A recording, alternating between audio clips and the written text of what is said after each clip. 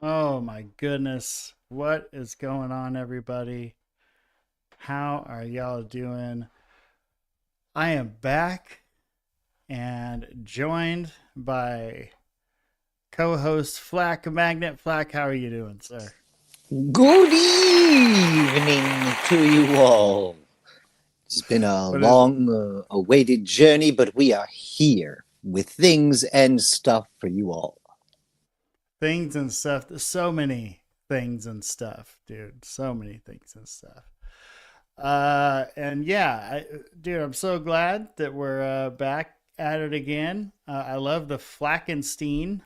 Is it Flackenstein or Flackenstein? Flockenstein, I do not want to be Flackenstein. roped into any of that Epstein shit.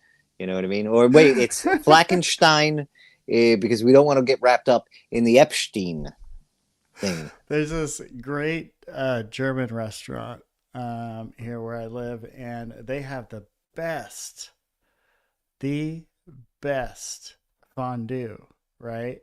But everything else, for the most part, other than like beef and sauerkraut, I hate German food. It's all gross. Yeah, it's pretty So, great. Pretzels and cheese. That's another good one with the beer cheese sauce. That's a right, yeah, good. the That's a fondue, good one. beer cheese sauce, yeah, yeah, exactly. So man, a lot going on. The Department of War. And by the way, folks, you're watching the Gabriel Speaks podcast. Don't forget to like, subscribe, blah blah blah blah blah. Hit Do the the sub, share do the button. things, do This the the things liking that and the things. retweeting Yep. and Go to the Flackenstein on X and subscribe there. All those good fun things that really help us out.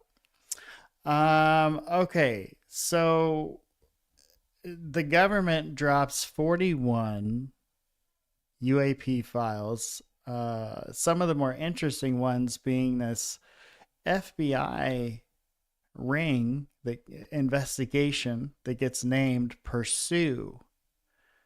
Have you seen this? No, I've been too paranoid. I see that they will not let you do any Mm, other option other than download. And right. I also don't trust the government enough to download their Dude, files. listen, it's like I used to tell people that were crazy and malicious. It's like, listen, bro, if they want you, that AR-15 is not going to I stop. hate this conversation.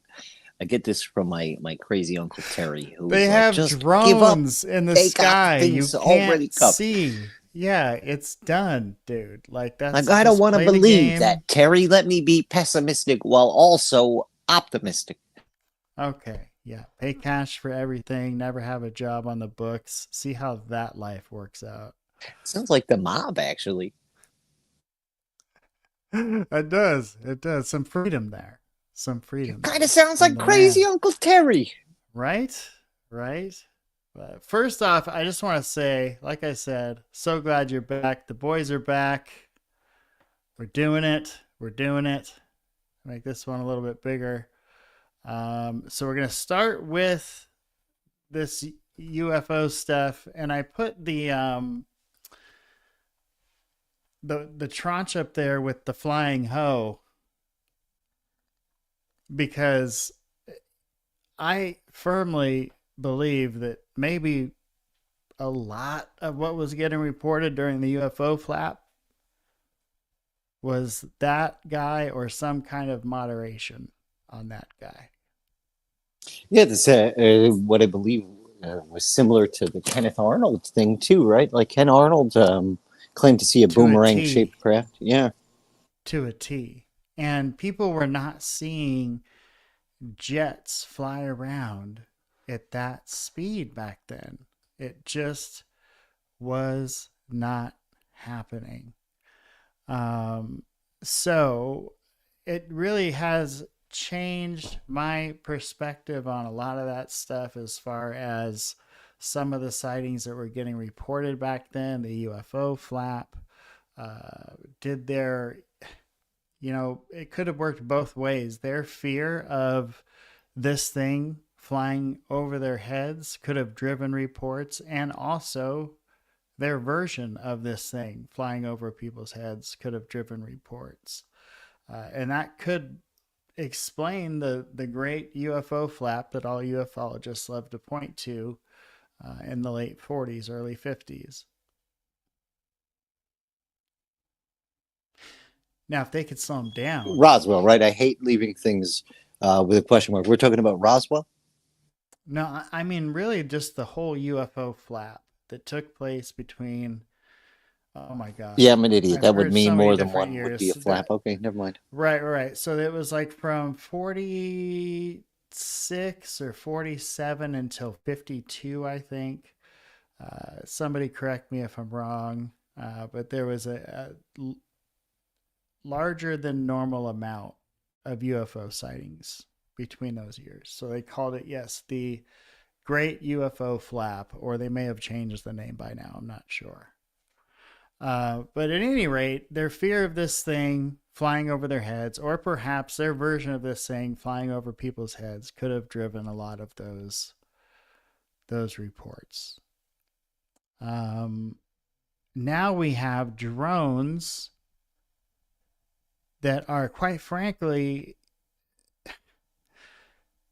the military versions of these things are far ahead of anything we could have possibly imagined. Who is the guy that was leading Skywatcher before he stepped down? James.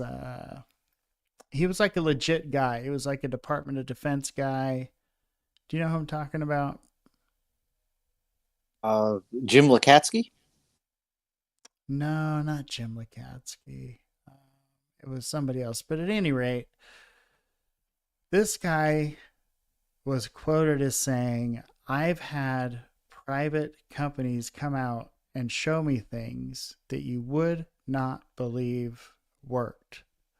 Like they did not seem like something that we could create, but they did because they didn't want us misidentifying these things as UAPs. Gray Owl, what's up, buddy? Yep, Gray Owl says Jake Barber. Free Peasy says, don't download from the Indian sites. I hear you, buddy. I hear you. But I got the system I use and I feel confident in it. So it is what it is. So at any rate, let's get back to the subject at hand here. These were the videos that were released. That's just a couple of good looking cartoon versions of guys. But these were the videos that were released.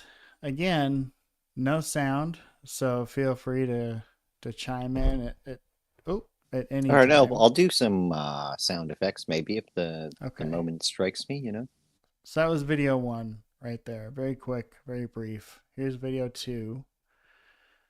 And a couple of observations that were made was, one, these things seem to notice when you're tracking them, and then they kind of play with you. Like, look at this thing. It's like, oh, hey, guys, you're trying to target me? Watch this. It's doing twirly whirly stuff. Mm-hmm. Yep. That's what the guy does. It's way better at basketball than you on the court. That's what happens when you're trying to defend him. You're like, whoa, ha, whoa, ha. Nope. Drew the legs, around the back. He's playing a game. You're playing the best defense of your life, and he's playing a game. Laughing. Go, come on, guys, lock in. Lock in. Yeah, what's scary is that, like, I no longer believe this is extraterrestrial. I believe this is very terrestrial and a technology. So it's ultra-restrial. Ultra-restrial, I think is what it's called. Ultra-restrial. Yes. Or it's some type of life form we just don't get yet.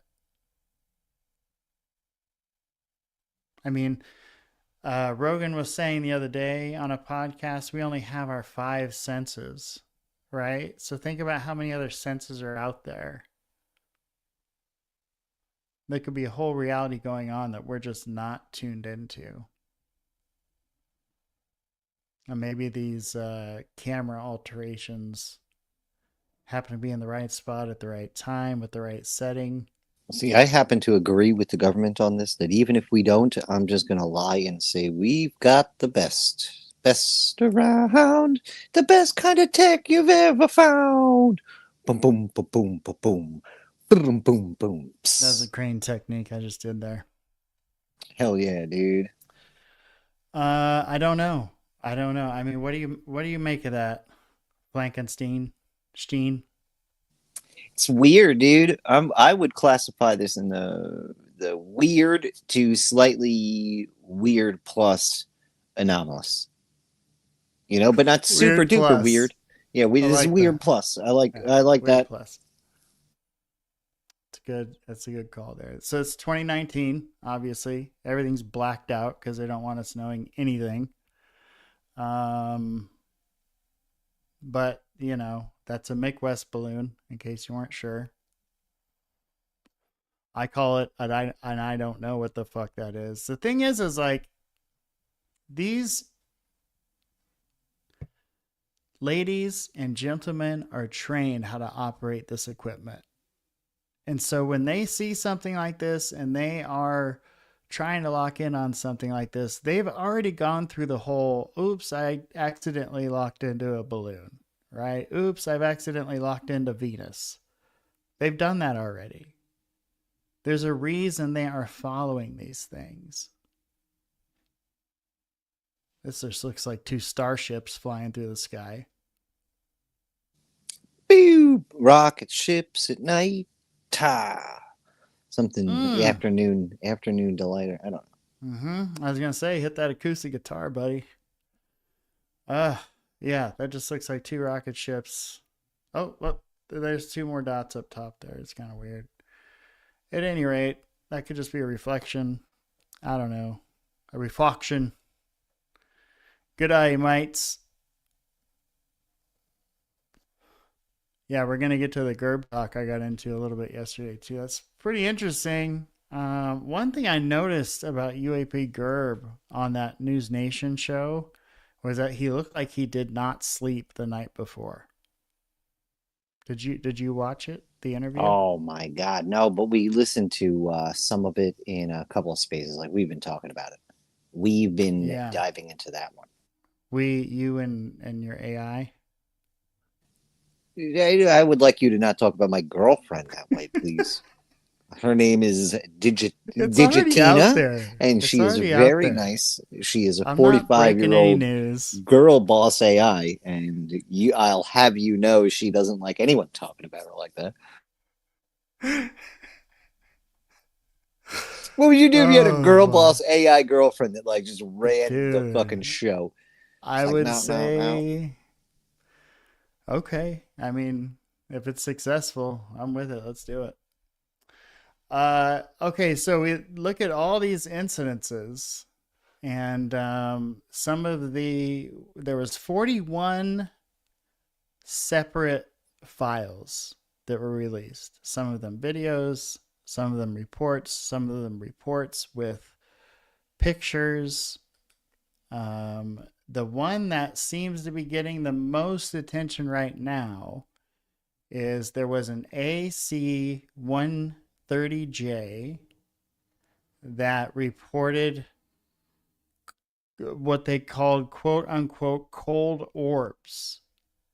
It's the headline item in that particular report. So this was special operations personnel, right? These aren't just rookies out there. Special operations personnel are on this AC 130J Ghost Rider. The whole crew is operating over the Gulf of Oman in 2021, and they observed 25 UAPs on infrared and thermal sensors.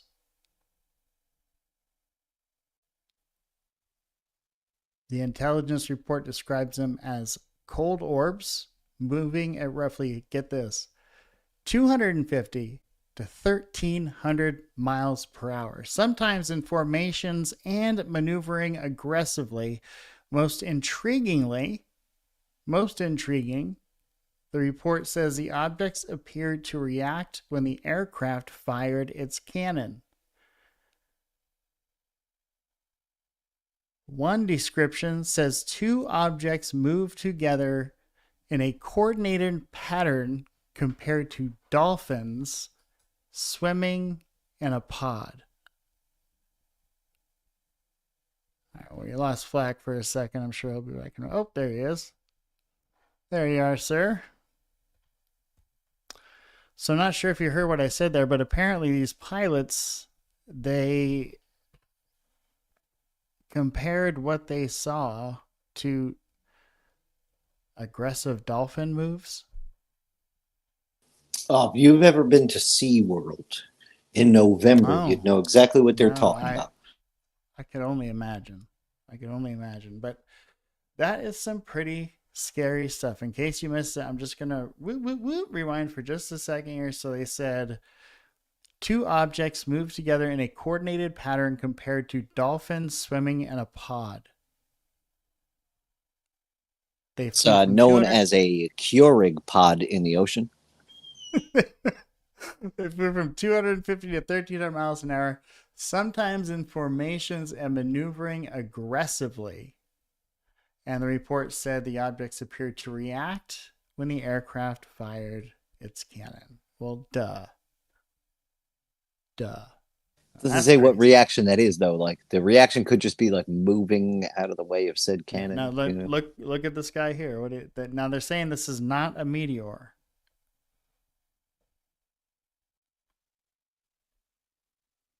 I don't know what you call that. That looks like an orb to me. Just looks like an advanced orb. It's like the Tic Tac. To me, the Tic Tac is an advanced orb that Raytheon developed. Yeah, it's Orb Plus because it's of the Orb plus. Yep. Yeah, plus. Yeah, it's an Orb plus round. He gets the shark reward. So, yep. Again, we're watching these videos, 41 file drops, and nothing we see makes your mind blown, right? We're not seeing, this looks like the oldest video and also the weirdest, but it's very brief, it's very quick, and that's all you see. And it's like, how is it that in 1960, we had the same video quality that we're getting now in 2026 with some of the most advanced cameras that are, the camera on my iPhone is more advanced than their camera back then on that airplane would have been. And we're still getting the same blurry, weird looking things, right? So how does that work? I'm asking for a friend.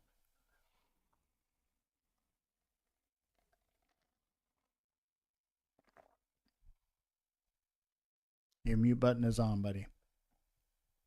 Oh, damn it. What was that? These are fun things that happen on a live show. Yeah, so what I was asking is, how does this happen? How is it exactly the same as it was back then? Well, at least now we got some shit that can kind of almost do things like this. Imagine this is like 1930 and you're seeing this on a fucking radar, or you're seeing this from a cockpit. Any different. It's still confusing as hell. Touche. Plus, you got to realize, sense. Like some of these things that look like right angles could be a less sharp turn from the angle we're looking at it at. Yeah, I just recently I saw some insane footage of the aircraft that they saw that I think it's Japan or China was reporting over the moon, which is over 20 different craft types of cheeses. No, craft cheese. And There was Some of actually them something I heard ranging from Desmo was the moon is made out of 27 cheese. Swiss cheese. Yeah, yeah. That's an old one. It's an oldie but goodie. But yeah, all these craft flying over the moon. Wow.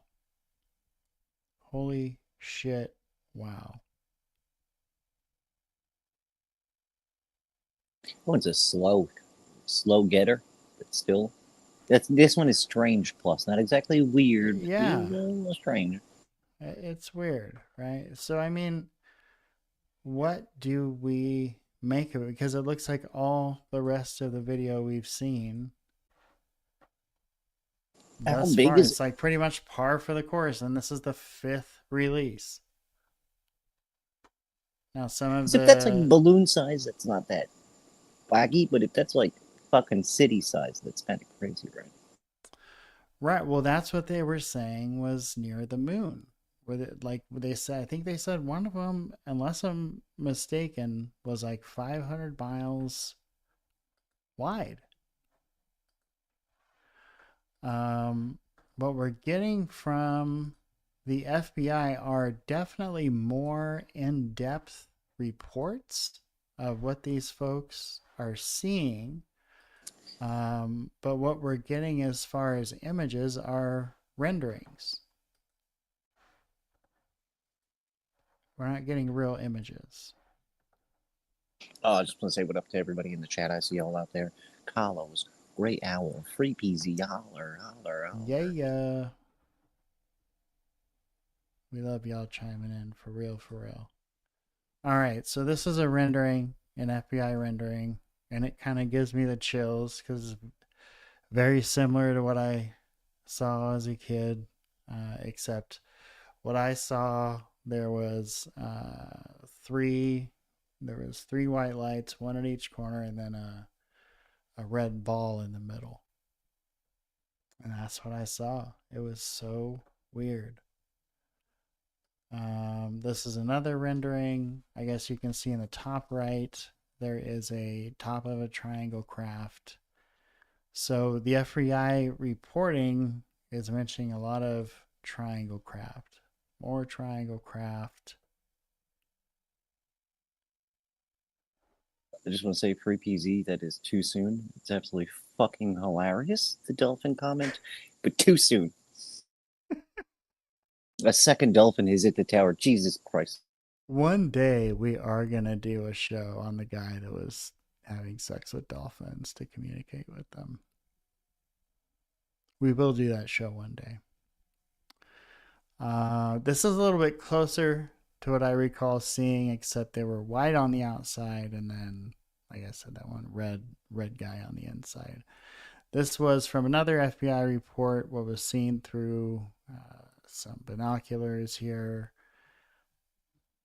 You know, we can go through and Is read that each real? report. Is that real, or is that I thought it looked like That's kind of a like a recreation, maybe? reimagination. Yes, that's a recreation. That's the thing with all the FBI files. All the images are recreations. So how we should do this for merch, right? Is we take the Cartman, like, but Mm-hmm. we make him like a military MP guy, right? And Mm-hmm. because you know how he's like the state trooper, he's got the glasses on. He's like, respect my authority. We put Yeah. this in his glasses, but we make a military man, right? Put You know, a and it put it just on a says, respect t-shirt. my authority. Put it on a hip pack. Yes, that's how you do it. Um. So, you know, these are the developments this week. The rest of it is, like I said, a lot of drama. You know, drama in the podcast space. I got into it a little bit last night between UAP Gerb and Luis Elizondo and News Nation and Ross Coulthart, and this is what happens when you're not breaking any stories. Sorry, folks. This is what happens. You eat each other alive because you got nothing to report. Nothing new to report. Just another day of, There's stuff to yeah. report, but they don't want to do it. They'd rather make fun of each other and say mean things like mean girls. Now, see, I just believe it's the opposite. I just believe that it's you get to a point and there's nothing left in the topic to report. That's why I didn't pigeonhole myself and become just a show about UFOs. We can talk about whatever because at some point you can only do so much research and you're just not going to get the answers you really, Well, you know, I've really turned want. honeypot, right? Honeypot. Yeah, I've been honey dipping all over these UFOs. I haven't succeeded yet, but I've been like, Yeah. I've been hanging out in big open fields with a big Mm-hmm. giant sign that says "Take me Mm-hmm. to your leader," meaning for them. Yeah. You know what I mean? Yeah. I've been doing the whole shit. It hasn't worked though. Somebody might take you to their leader here, though. You might get That into one is of those, true.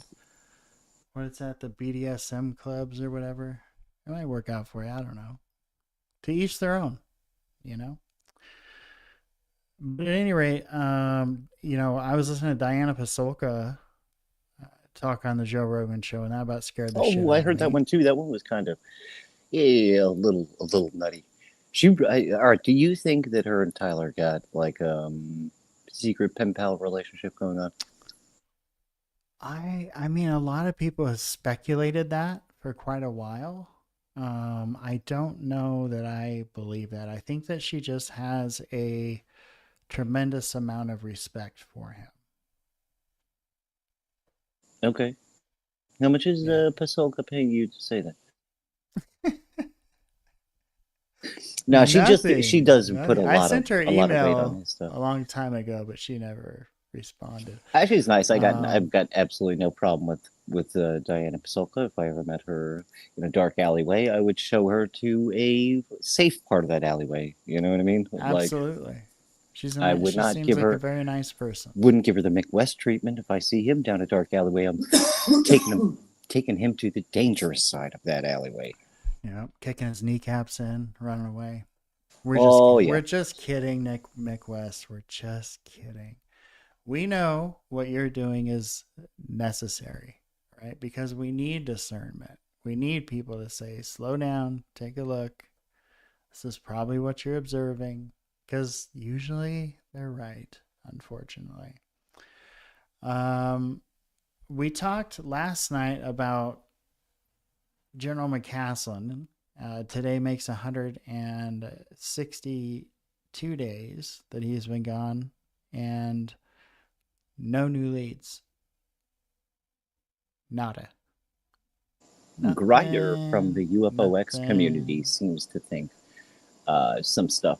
He went out there actually. That's kind of why I bring it up. He went and walked around out there in the area and like gave it a good once over. Who? Grider, Mr. Oh, Grider. Grider. Okay. I heard that Good Morning UFO did that as well. Yeah, but she kind of got ran out of there by like She had a tough time. yeah, she got a bit of harassment. Not from the Hmm. neighbors, they were real nice and told her stuff, but from other people. The Men in Black. They were wearing black, yes. Hmm. Balaclavas, they had little tiny the chains, you know what I mean? They twirl around the Hmm. chains, they had the boots. Yeah. Yeah. Absolutely. You gotta look out. Okay. So yes, what Diana Pasolka had to say was very interesting, and also the fact that she said most of the people that are very high up in this stuff will tell you have told her you would be better off looking into the history and where these religions get their beliefs from and that sort of thing than you So, would looking into UFOs. red pangolin koala bear. He was. You can actually. I've actually switched sides. He started COVID-19, is what I think happened with him. Oh Put that my on record. God. This is a war now, full out war. I'm You heard it here revenging first, myself folks. for Red. But yeah, he said he thinks that she's tripping a little bit.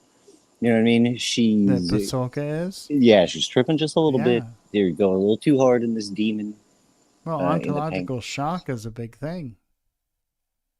Yeah, but it doesn't help that she went to the fucking Vatican. You know what I mean? She got it right from the source. Right.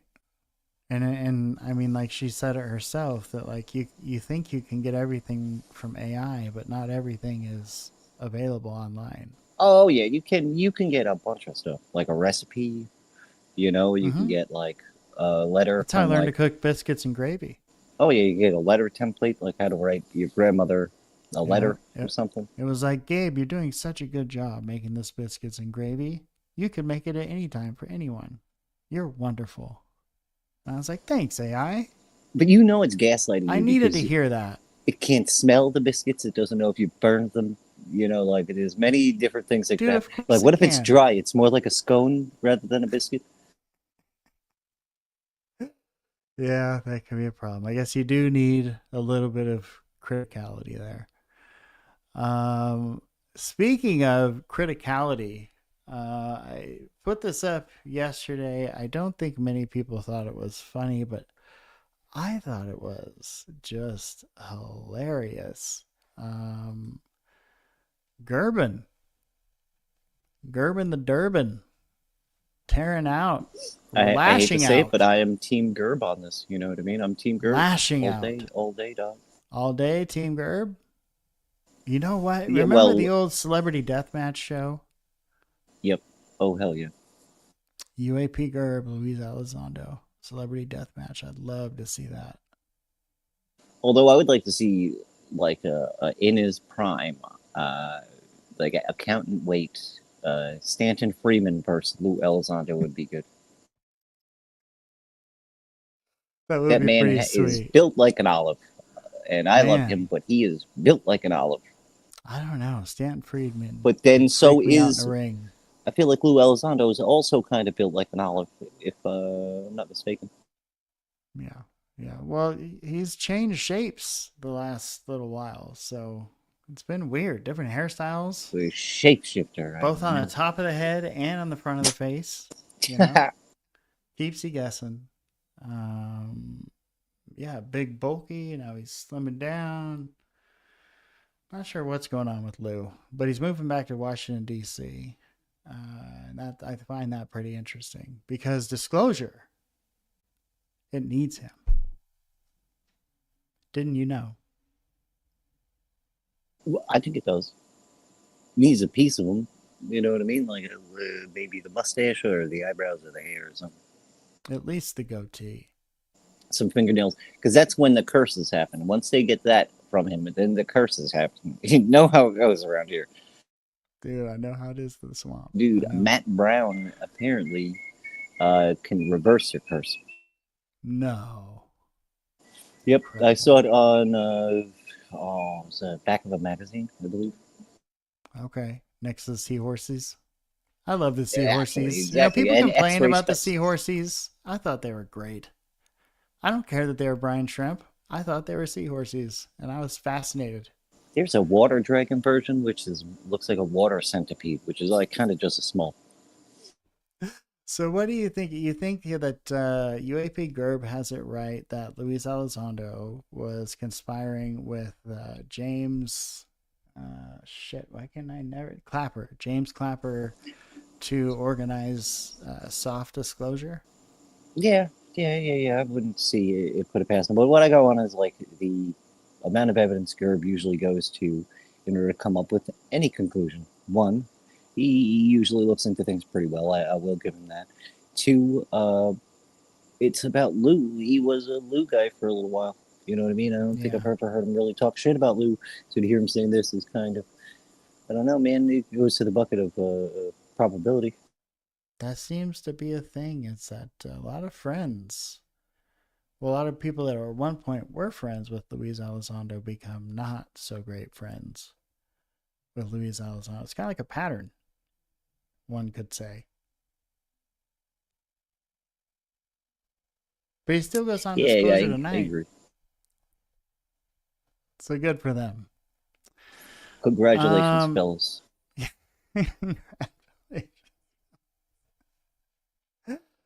oh man. I forgot you Okay. can only see the Frankenstein. I rolled my eyes a little bit there. So listen, I put in the chat the links to. I put in two links at the very beginning of the chat. I put in the link to the UAP fifth tranche, And I also put in the link to what we're about to get in here into just a minute, the Leslie Groff testimony, because Bitch. we can handle two things at once Bitch. here on the Bitch. Gabriel Speaks Fuck you, Leslie. podcast. I don't know if you heard that, but there's a ghost in the machine that I heard. Fuck you, Leslie. It keeps saying things like that. Maybe I might have Tourette's syndrome, but yeah, I I don't apologize know. for whatever I that didn't was. even Fuck you, hear Leslie. anything. That's weird. So yeah, Leslie Groff, her testimony was finally able, of course there was no editing, to be released after like 2 days to the rest of us to read. It's over 250 pages. There's They know everyone is so fucking lazy now. They know oh, that, right? Like they know no one's gonna read all that. Yeah, no, that's what you have AI for.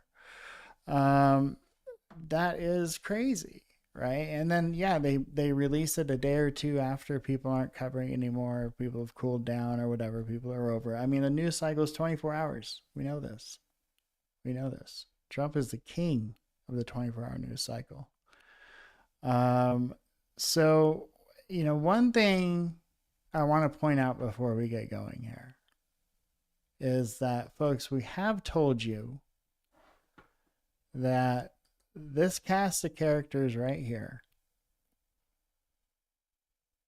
Alex Acosta first in Florida by letting Epstein off with a slap on the wrist, and Todd Blanche, the was it Attorney General, even though really he's the president's personal attorney, making sure that more like Todd Bland, if you ask everything me gets out there as long as it doesn't mention Trump. Of course we're clean. And Acosta, the little weasel, he was the first to throw, or this I think it was like 2017 to 2018, when somebody finally cornered him on the whole, like, hey, did you give him that sweetheart deal? And he was like, oh, I didn't give it to him personally. One of my assistants handed it to him. It was the only way we could assure jail time. Well, that, and he was also on the side of like, hey, somebody from way higher up walked into my office and told me, leave it the fuck alone. And I did, because remember, he was the one who first mentioned intelligence. Like, people forget that the whole Israeli and intelligence angle came from the government early on. That was what they said publicly, or at least alluded to. We're not going to skip that up here, because Leslie Groff said some things that were pretty interesting in her testimony that mentioned the former Israeli prime minister,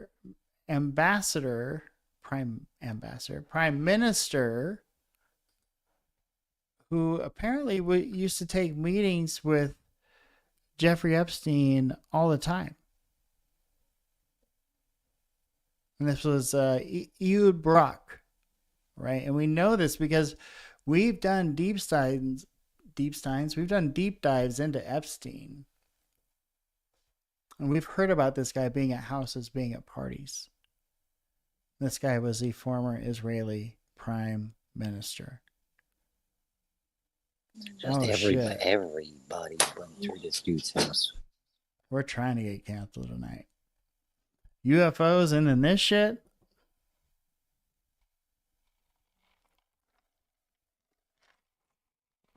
All right, so we know these guys are douches. We know pretty much everybody involved in the Epstein thing were douches, no matter how much they'll stand up and tell you that they're not. Because everybody that knew that guy was turning a blind eye to what was really going on. And it has gotten so bad, y'all.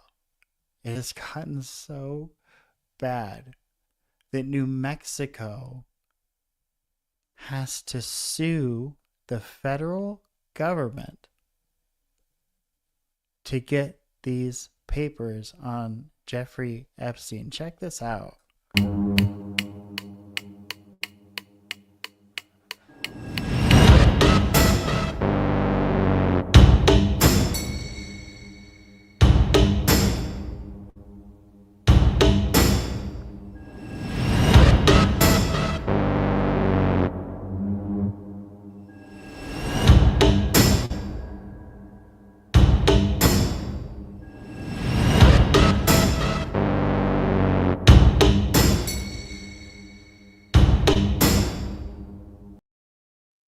Well, this is the local news down there.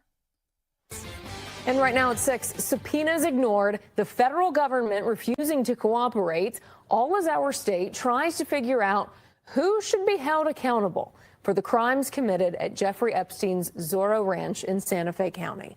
Today, our state's Epstein Truth Commission released its first report on the web this convicted sex offender was able to weave in New Mexico.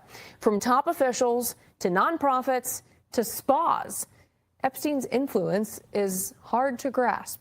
Blake Trolley joins us from Santa Fe now. And Blake, you sat in on the commission's meeting today. What all did you learn there? Well, we saw a very frustrated committee as it pertains to that federal cooperation. The commission has sent out 20 subpoenas, 10 of which were fully cooperated with, 4 more subpoenas going out. But again, today, we heard from a very frustrated commission chair over the lack of cooperation between the federal government and the state on some of those files that they were seeking. The New Mexico Survivors Truth Commission released a more than 100-page report made largely with information from the previously released Epstein files. Chair Andrea Romeo says the commission is still investigating. Lawmakers from the commission previously issued 20 subpoenas. Again, 10 parties have responded. One key agency who did not respond, however, is the FAA. The committee was seeking unredacted passenger logs, as it says 80 flights on Epstein-flown planes had no passenger information.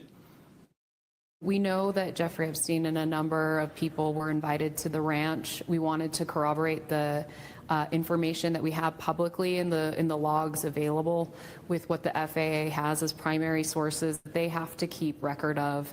Again, there's a lot of first names or initials that we have yet to understand who those folks were. Now to focus on some of these new subpoenas that went out today. Other subpoenas sent out include to the New Mexico Department of Workforce Solutions to get former employment records from the ranch and the New Mexico Tax and Revenue Department for key payroll records related to Epstein's employees. Commission Chair. So, like, the FAA is not going to give the New Mexico State of Truth on Epstein board or whatever access to their passengers.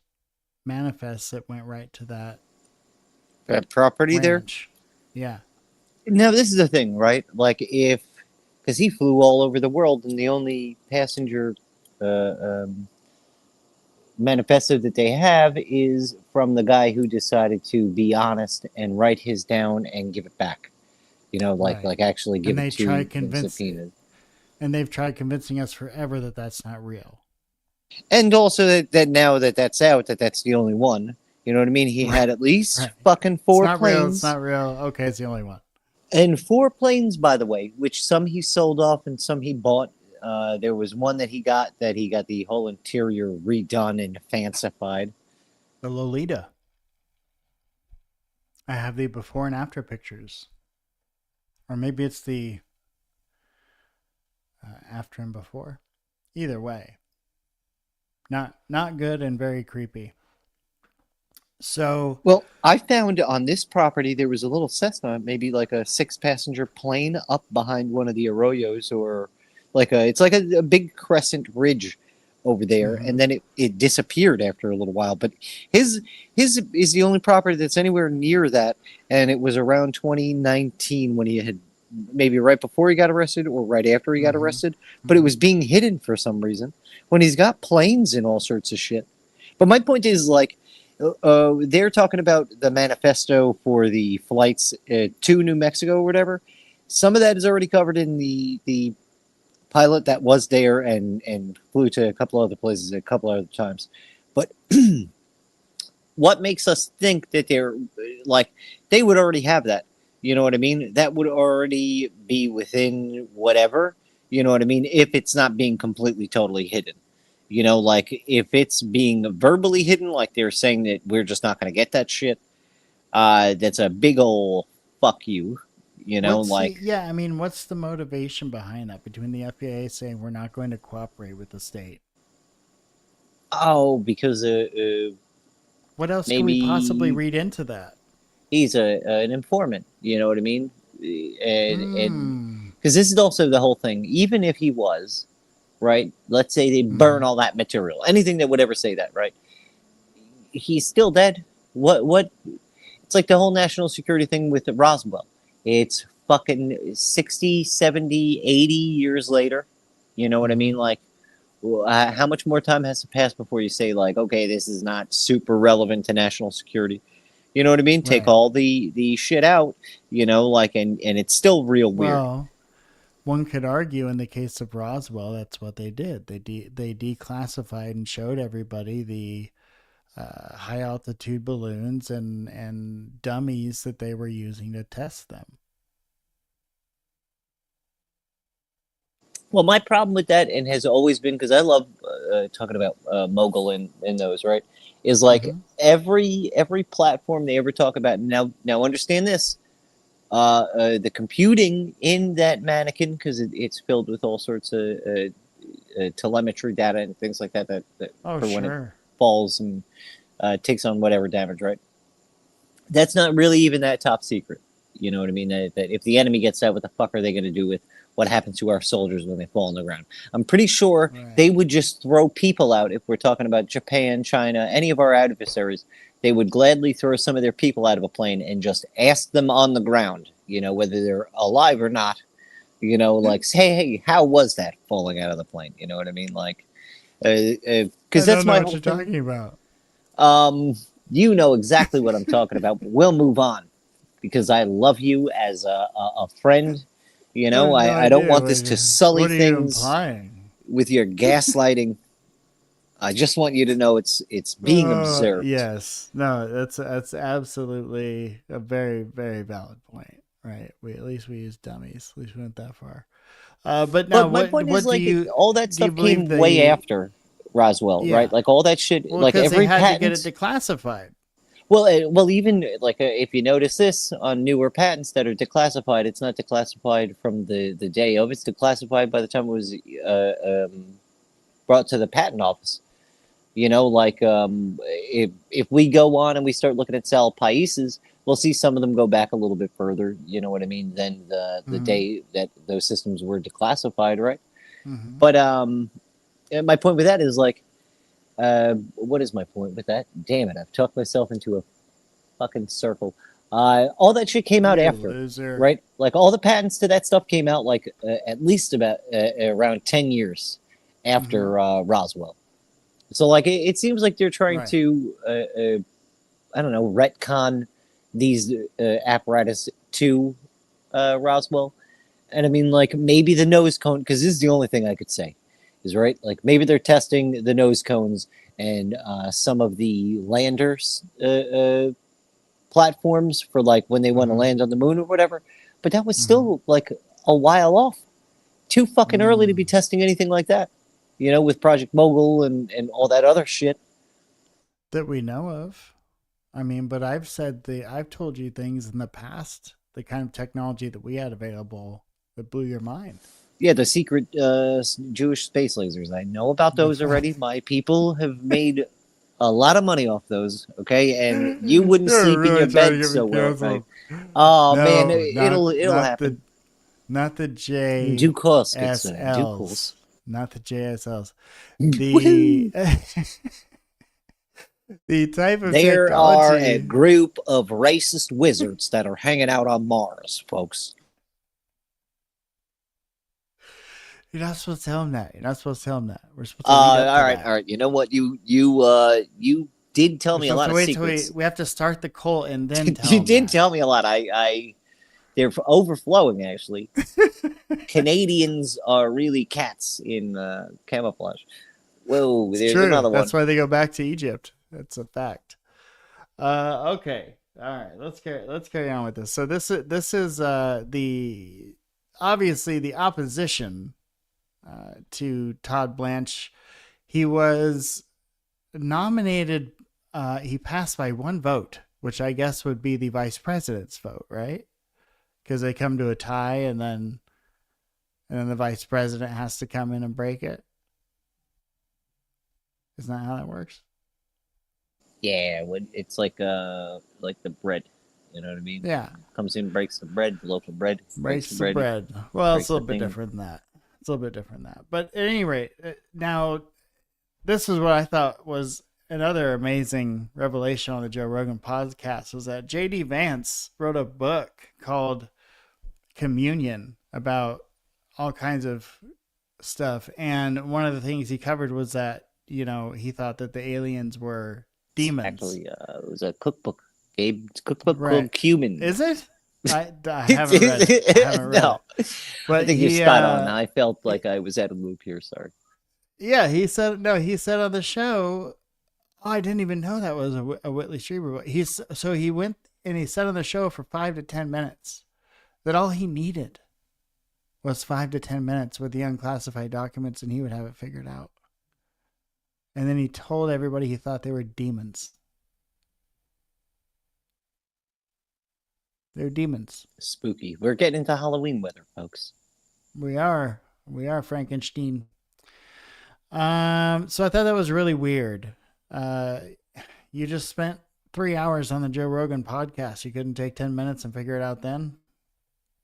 Okay, guys. He did a lot of ducking and dodging that podcast. And I want this to be known. Joe Rogan is very nice to political people. Kamala Harris should have fucking gone on there. I want to hear, I never want to hear about that ever again. That complaining. The complaining about the Kamala Harris not being allowed on. She was allowed on. She didn't feel like going on. But like, he didn't ask J.D. Vance a single hard fucking question. You know what I mean? No. I think that was probably it, actually.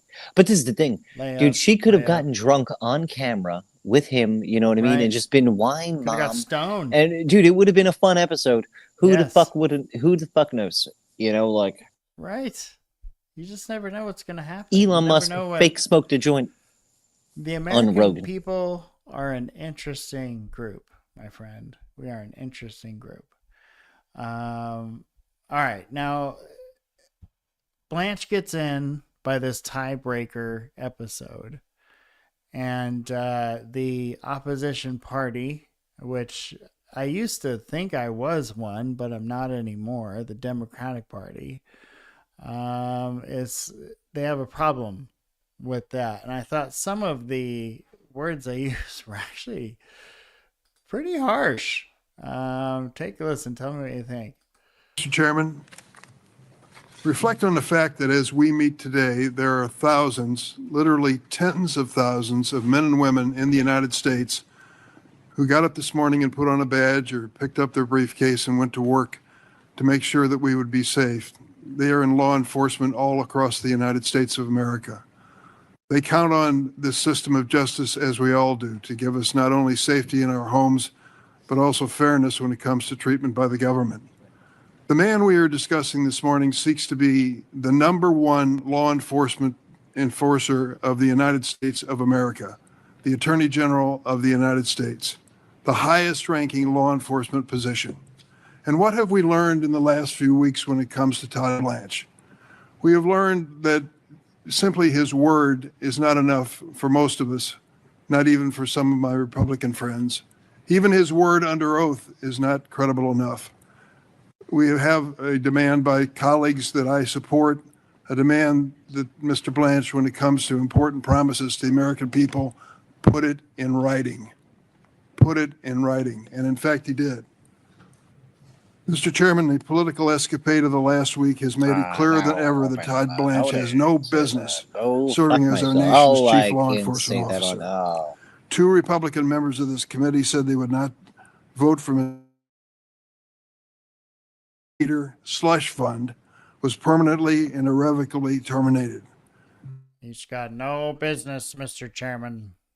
Mr. Blanche, you have to put it in writing. If your vacation time this year has been canceled. President Trump responded, as we might have guessed, as he always does, by doubling down on his position and personally attacking our colleagues. To state the obvious, Mr. Blanche's statement on the slush fund and the IRS immunity agreement are not signed by the parties to the settlement agreement and are therefore unenforceable. Ooh, okay. Well, now listen, it wasn't all bad news for Todd Blanche, folks. Listen to this wonderful review he received. Thank you, Chairman. Today, I think, is a sad and embarrassing day for this committee.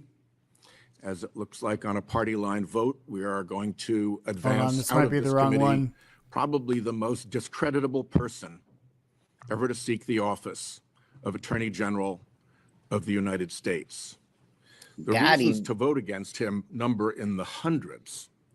But let's just focus on a few where my Republican colleagues purport to have great concern.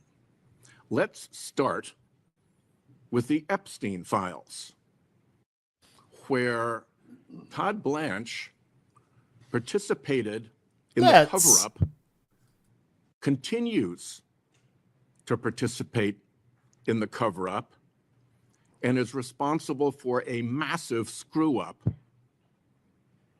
of the release of the documents. Cover-up and screw-up on the Epstein files. What do I mean by cover-up? Well, first, they looked at 4 FBI 302s that were the testimony of a woman who told the FBI in a formal statement that she had been sexually assaulted and physically assaulted by Donald Trump around 13 or 14 years of age. Sorry, do that in your ears, y'all. I was just going to ask if you knew what an FBI 302 is. Is that like some kind of official report? It's actually okay. If I am getting this right, it's a venereal disease that happens to the brain once you get brought into the FBI at a certain level. They actually implant this into the brain intentionally. That's so crazy. I thought Creates that was a how hive you ordered more mind. copy paper, but it's not. That's the 303. Yep. Yeah. Yeah. You're welcome for that information, folks. I only know because I'm from the bureau. The bureau. That's what we call multiple bureaus.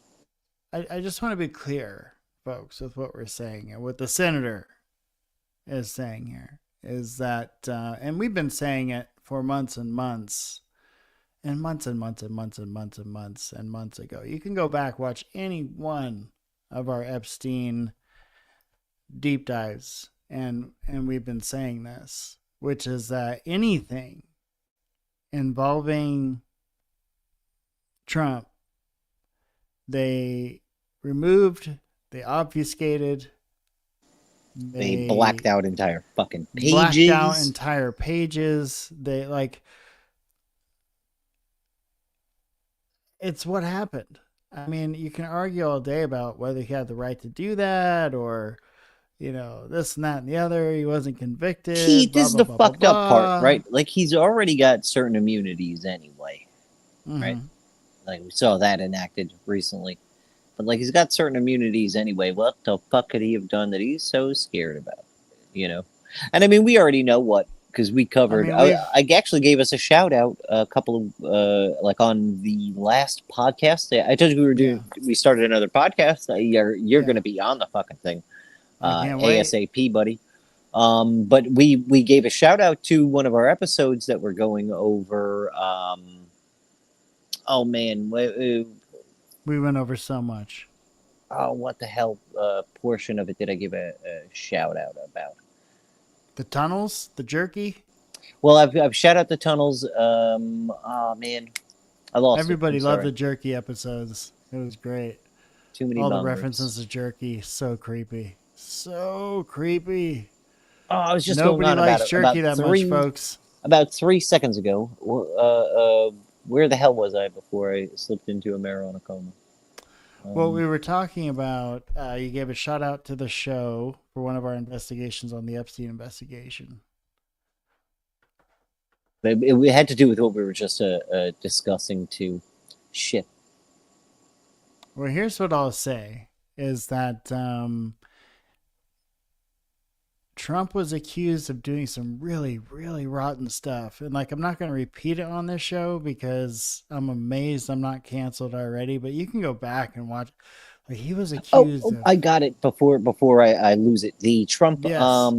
because I was talking about the cancellation, not the cancellation, but the how we got struck for fucking that one and it went down for a couple days. It did.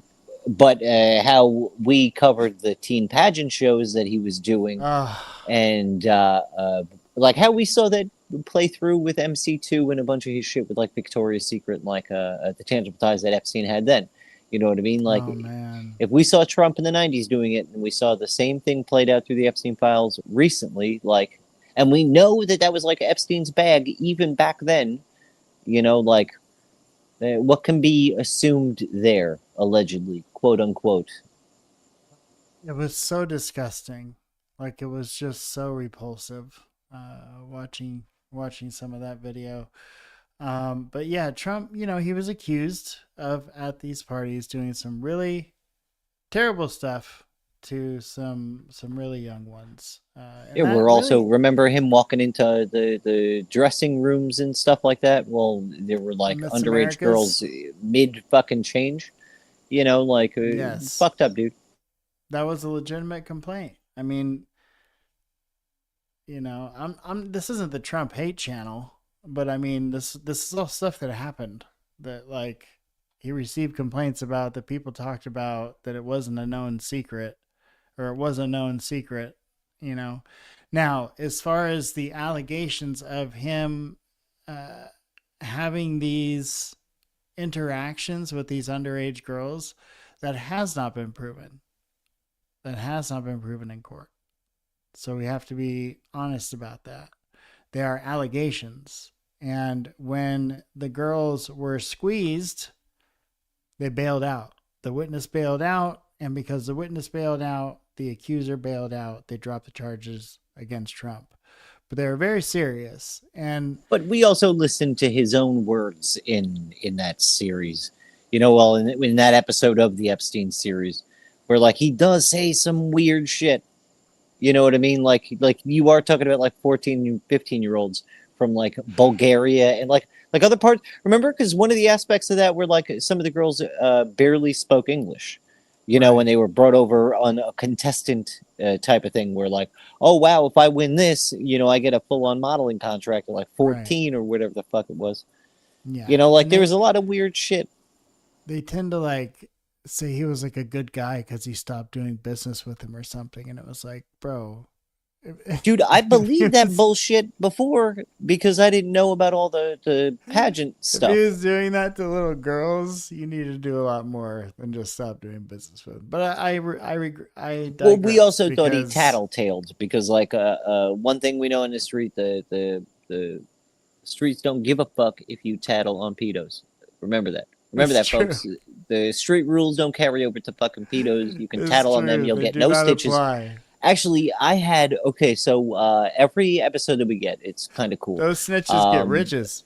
Yeah, like all right. So first off, the local Crips came and they gave me like a whole goodie basket of like muffins and things like just for as a thank you for snitching on all the fucking pedos we bamboozled on his fucking show. You know, so like I want to thank the Crips for not holding the same rules to those pieces of shit. And you know, they don't like them just as much. And the blips, you know what I mean? Holler. All my family in the streets, you know what I mean? All my brothers who have fallen. But yeah, you know, we all can agree that fuck pedos, those guys suck, you know, so this clown gets in by a vote of one. Well, we're not going to watch this full 15 minutes here, but I did think the senator makes some decent points here. Of those 4 302s, they released one. The one that did not mention Donald Trump.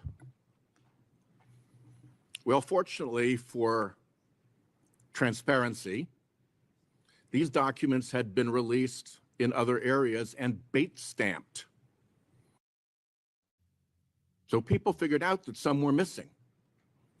And with that, the other 302s that mentioned Donald Trump had to be produced. Only because they got caught were those 302s produced. And right now, as we sit here, Todd Blanche is still sitting on 37 pages that are almost certainly the agent's notes off of which the 302s were taken. Now, we know the 302s That are the should be- venereal diseases of the FBI. Like, that's Right. the blemish on the pecker of the FBI right now. So we're watching it happen live here, folks. 32 pages of shit that they fucked up on big time. Do you? Oh man, I mean, those are gonna come out eventually. Yep. What do you think's gonna be in them? Bad stuff. And I think that Trump is probably going to be dead by the time those come out.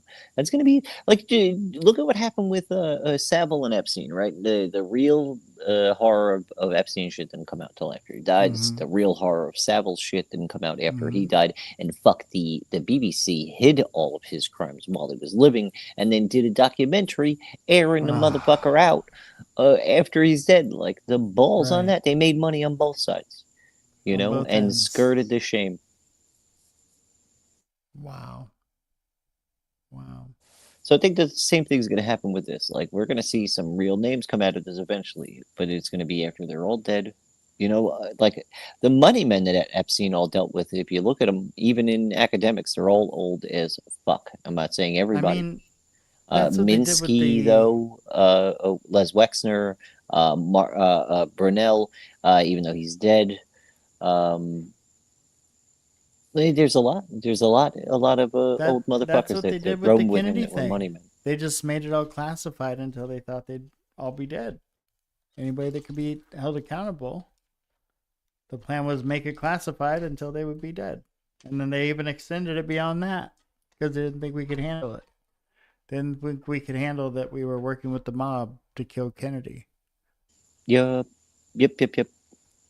I think that's Unbelievable. probably like what would wake people up if they finally like understood how bad fucking JFK was. Because we've been doing things well before then, but like Mhm. that was when it got to a presidential level and like where somebody was attempting to do good. And I'm not saying he was perfect. I know as a conspiracy theorist, I know all the fuck shit he was up to with Marilyn and the other 300 women he was banging behind the scenes, right? But he at least his policies he was trying to stick to, and he told the mob to go fuck themselves. You know, so Yeah. like. He also told the CIA to go fuck themselves. He actually, now that I'm thinking about it, he told a little too many people to go fuck themselves. And all You of can only them do that teamed to up so many to kill his people. ass. Yeah, but Right. people who have the ability to fuck you right back, you know, like, oh, dude. Because I remember it. Like the 3-letter alphabets, I probably wouldn't be, Well, you can telling do them one. to You F can off. you can tell any one to, right, at any given One, time, just not right? 2 of them. Okay. But you don't tell 2 of them, especially 6 of them. Don't tell 6. MOB, 3 letters. there You 6 know, of them? like CIA, 3 letters.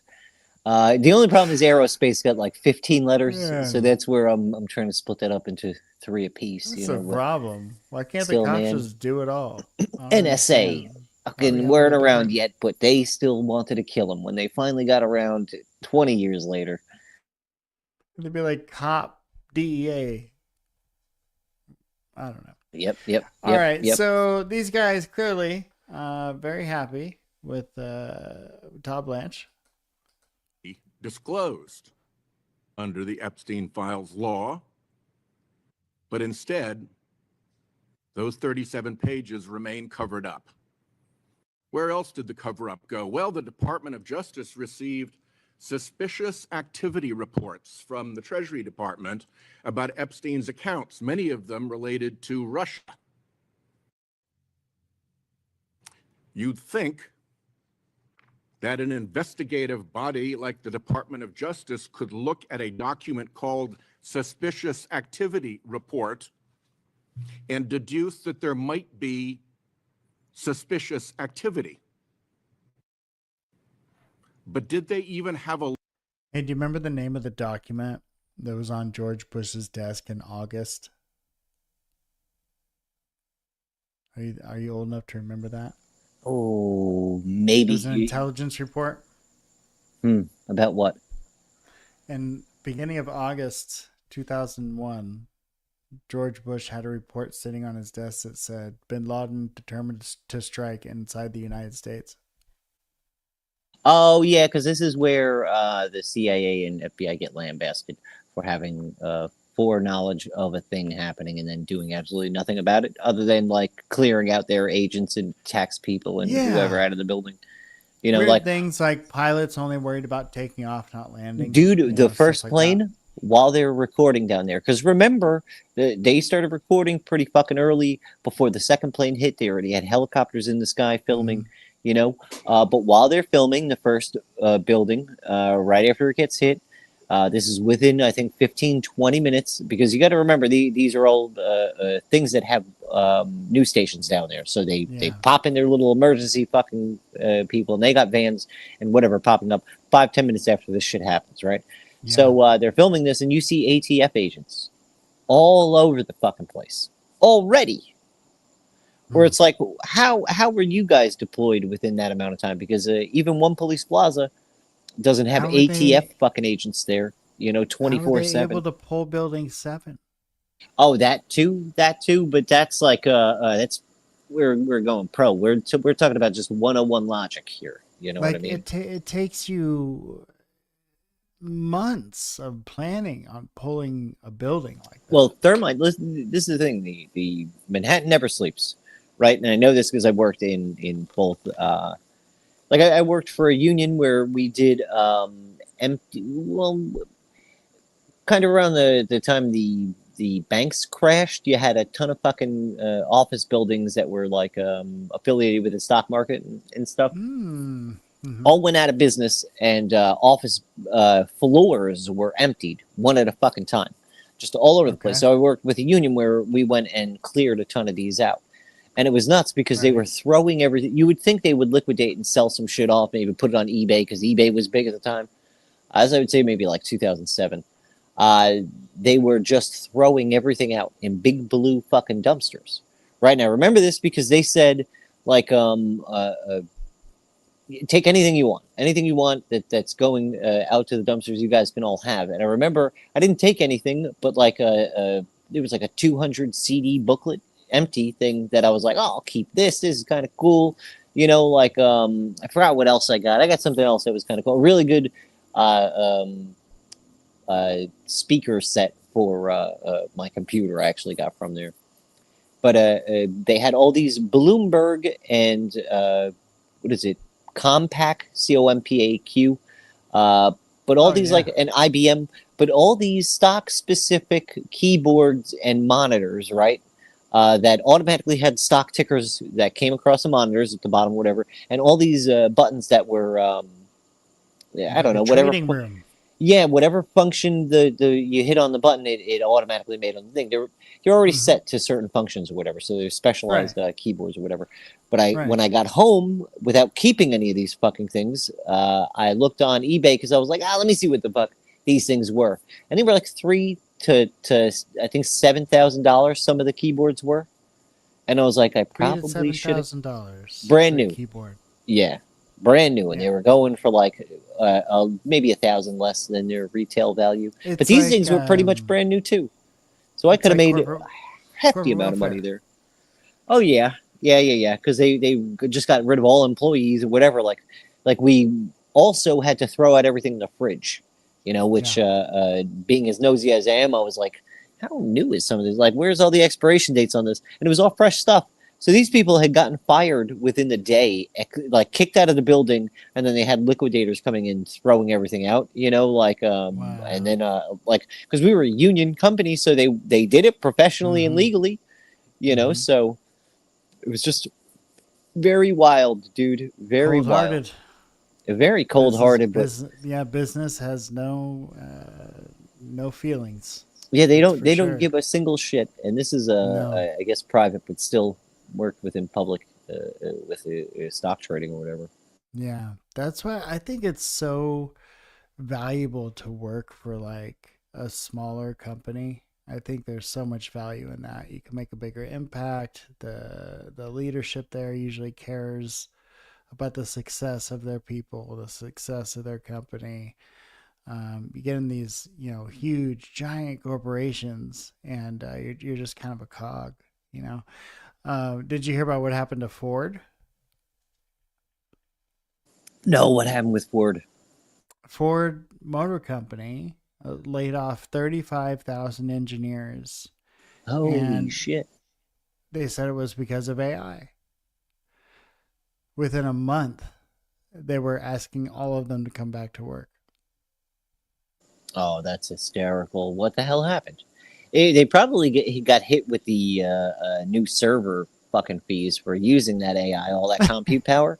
You know what I mean? Like, They're like, you're gonna need a nuclear power plant, sir. you know a bit of technique about how AWS works, right? As your server gets bigger, and this is the funny thing, you don't exist in a bubble with that. Like, as time goes by and things get more expensive, so do server costs. Yeah. Right. So, like, if you're expecting to run a shit ton of fucking compute power across a cloud service, like your AWS is going to go through the fucking roof. Especially if you never had to worry about that before. Yeah. And I only say that because, like, dude, when I first heard about that, and I was like, oh, bullshit. I noticed that Grok and all these different services immediately went to like premium usage only. Like, if you looked at how Grok has been working.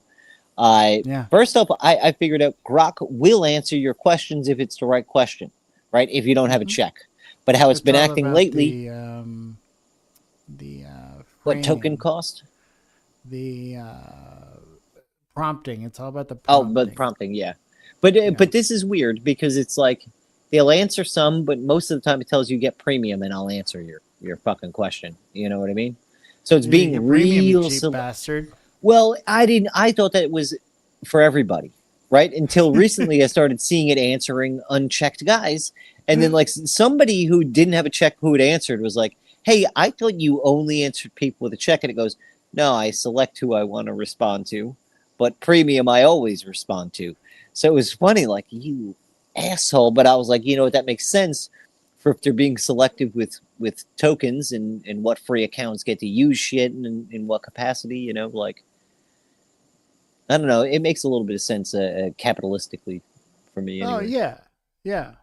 Yeah, definitely. I mean, that's the thing, right? Is we can bitch and moan and complain about it, but like we know just in the history of humankind, capitalism has been the way to go. I mean, it's literally being able to vote with your dollar. That's what it is. Yeah, we got to just do it in a better collective fashion because there's enough. Doubt. This is the thing. There's enough people that like, and this is the whole thing too, right? Like, if we all voted with our dollar and like 7 days a week, man, if any day out of that day you have any 50 or more people doing something with their dollar they normally wouldn't do, like not spending on a certain product or a company. You'll notice that like they start to understand like oh they're learning, like they're figuring out that like that 50 people can equal 50 grand real fucking quick, depending upon what these people are buying, so like I don't know, you do that a couple of days a week, you do that with a couple of set products, and they learn a lesson. Think about what happened with both GameStop. Okay, people begrudgingly kept GameStop afloat to tell the bankers and the stock traders who were trying to short the shit to go fuck themselves, right? Which was awesome. Well, that's what Robinhood did to all the day traders. I mean, it was crazy. Robinhood kind of fucked people too because I remember it was for like 2 days they automatically went down to make sure that nobody traded any game. Nobody could sell it. But people just held, and it didn't matter. You know what I mean? Because they surpassed all that. Like, so fuck Robinhood. But you have beautiful things like that can happen. An anomaly, though. Like, that's not going to happen all the time. Well, the problem is the GameStop sucked anyway because like we've all been there where we're like, all right, we can trade our whatever in for a new game. You go in, and it's like $2.50. Yeah, dude, or we'll give you $4.50 store credits. Like, you piece of shit, like I just traded in every game I own. Like $30. The guy's already repricing it in front of you. He now has a piece of the shelf cleared, and you're like, you asshole. Somebody doesn't even let them get to it before they buy it while you're in the store for 10 times what you sold it to them for. Man. I've been there, you know, like, oh man, it's just funny because like you're fucked either which way you go. But Yes. maybe with enough information we can figure out how to not get fucked. So I doubt it. I doubt it. You pessimist. After my own paranoid heart, huh? I hope so, but I doubt it. Yeah. Okay. Here we go. We're gonna get through some of this. Damn it. Look, billions of dollars in Epstein fund transfers, and the Todd Blanche department never even had a look. And then you get to Ghislaine Maxwell, where a deputy attorney Black's general personal flew favorite. to Tallahassee to have a private meeting That bitch. with a woman. Can I just say convicted I've been writing the jail of that she's participating in, in like Epstein's explaining, like, do not give this woman cat time. Who fucking knows what she's I doing thought to it was those a poor dog. cats? They get cat time? Oh, dogs even worse. Because dogs have sadder eyes, okay? Let's Right, face they it. do have the Cats are puppy dog adorable, eyes. but dogs Yeah. have the cuter eyes when they're puppies. You know what I mean? They can cry. You know, they let you know they're crying. Cats will scratch your eyes Yeah. out. So dogs is a little worse. Cats do have the ability to see your soul. I truly believe And that. come equipped with 5 razor blades each hand. You know, be careful, folks. Man, wait till like I have some of the highlights of this Groff testimony. You will not believe some of the things this woman said that she had no clue about. It is absolutely insane. And what was the upshot of that meeting? Was it to get more information about who else was culpable, about whose secrets were still being kept? No. It was to get exculpatory information about Donald Trump and then reward her with a move to a club-fed prison. Yeah, I don't know if you listened to any of those interviews, but they were so ridiculous. Like, she would never, ever say anything ever bad about the president. You're like, what are you talking? Like, you guys had pictures where you're all hanging out together. You look like you're on ecstasy. Clearly, you had a friendship with Donald Trump. Like, they had a falling out or whatever. But Melania Trump, Donald Trump, Giselle Maxwell, Jizzface Maxwell, Jeffrey Epstein, and the rest of the ones, they all had something weird going on.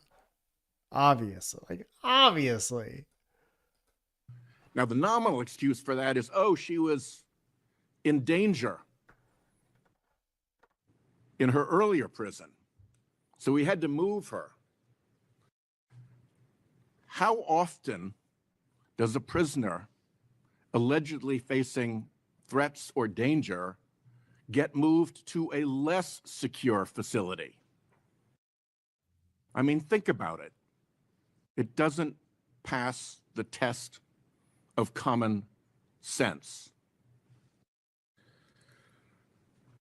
So, between the botched disclosure, which revealed victims of Epstein's depravity, whose names had not been previously known, in some cases with photographic images with their addresses, in some cases photographs without being fully clothed.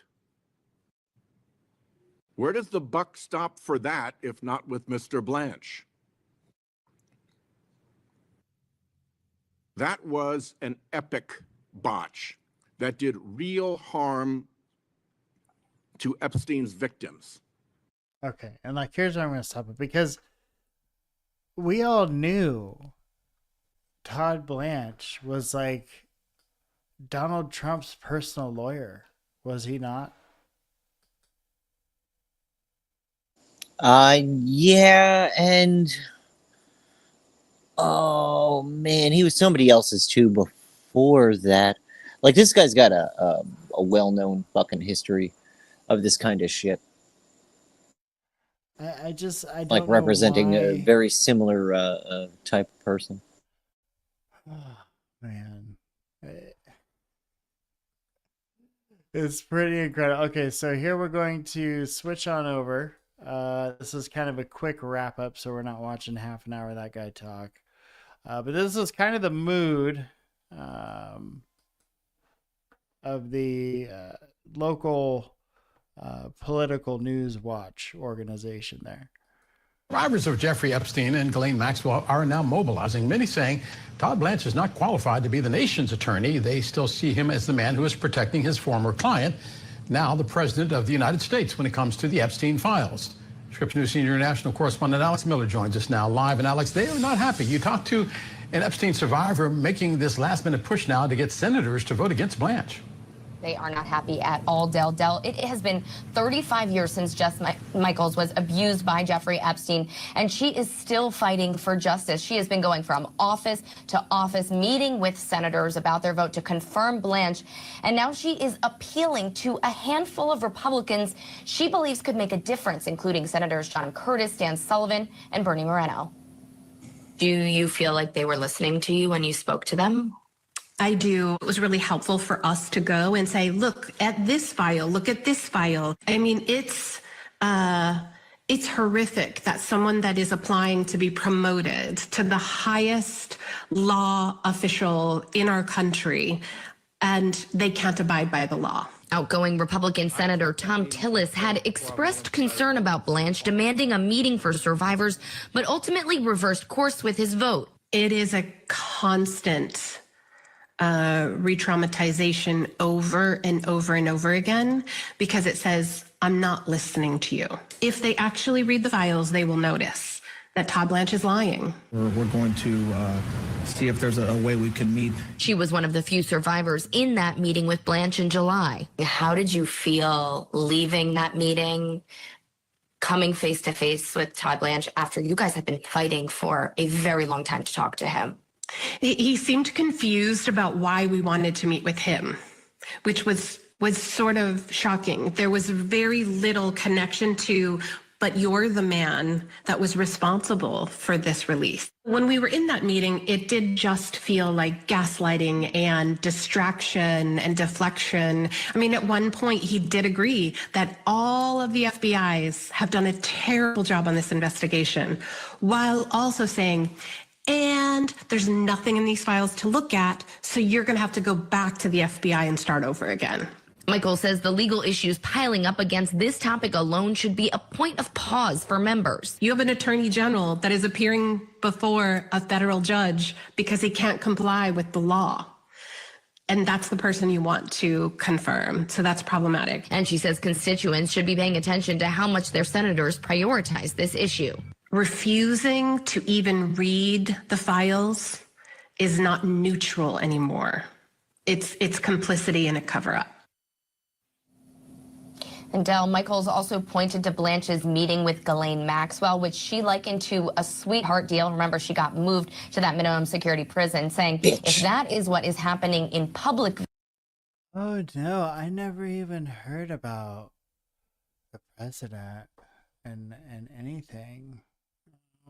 Never, ever, never once. So I know that this case has been like an obsession with you. Have you been following what New Mexico's had to do about Zorro Ranch? We talked about it for a second, but Well, no, I know that people have been making claims like that President Trump himself has made it difficult for any real shit to go down in the search for the bodies over on the New Mexico ranch. Like, shit's getting real fucking weird in these streets with this Epstein shit. And it really seems like Trump wants us to fucking forget about it all, which I refuse to do. I mean, that's all he's wanted to. That's all he's wanted to be done for, you know, since it was in the news. Like, I remember one of the first videos he made was him saying, like, we should just forget about it. There's lots of other problems to worry about. And it was like, what are you talking about? These are like the most powerful people in the world. doing some of the most If awful the things people, you could imagine. dude, how crazy is an excuse is this? If people knew how bad it was, it would collapse everything. Does that make you Right. want to not hear? That makes me go burn it the fuck down, whilst also giving me the Yeah. information, you cocksucker. That's You know, the like, system you want to protect. so we have to give all these people leniency because, or else they will get arrested for raping children. It's like, fuck off, dude. I would rather them get arrested and let the system fucking burn. Oh man. Okay, so are you ready for this? Because I know this is gonna put you in a real wonderful mood. Yeah, okay. So we're gonna start with I got the Leslie stabby knives out, Groff. just so you know. I got You all know, the stabby knives out, metaphorically you speaking. you know, and for the people watching the show, you know who Leslie Groff was, right? Yeah, she was a PR lady. She was the one who threw him the party right when he got out of jail that time. But she also, this is the weirdest thing. She worked similar to an assistant for his ass, even though when she wasn't technically his assistant, she still did all the assistant shit. But I don't know. Did I get that one correct without having to look at Yeah. my fucking Yeah. No, madman notes? that was her official job title. Was, you know, she was an assistant to Jeffrey Epstein both before and after the sexual charges. And she was an assistant who paid off girls, masseuses, and $200 to $300 cash payments. There's a lot of back and forth about, was she involved? Was she not involved? What did she know? What did she not know? She has stuck to the story that she has known nothing the entire time.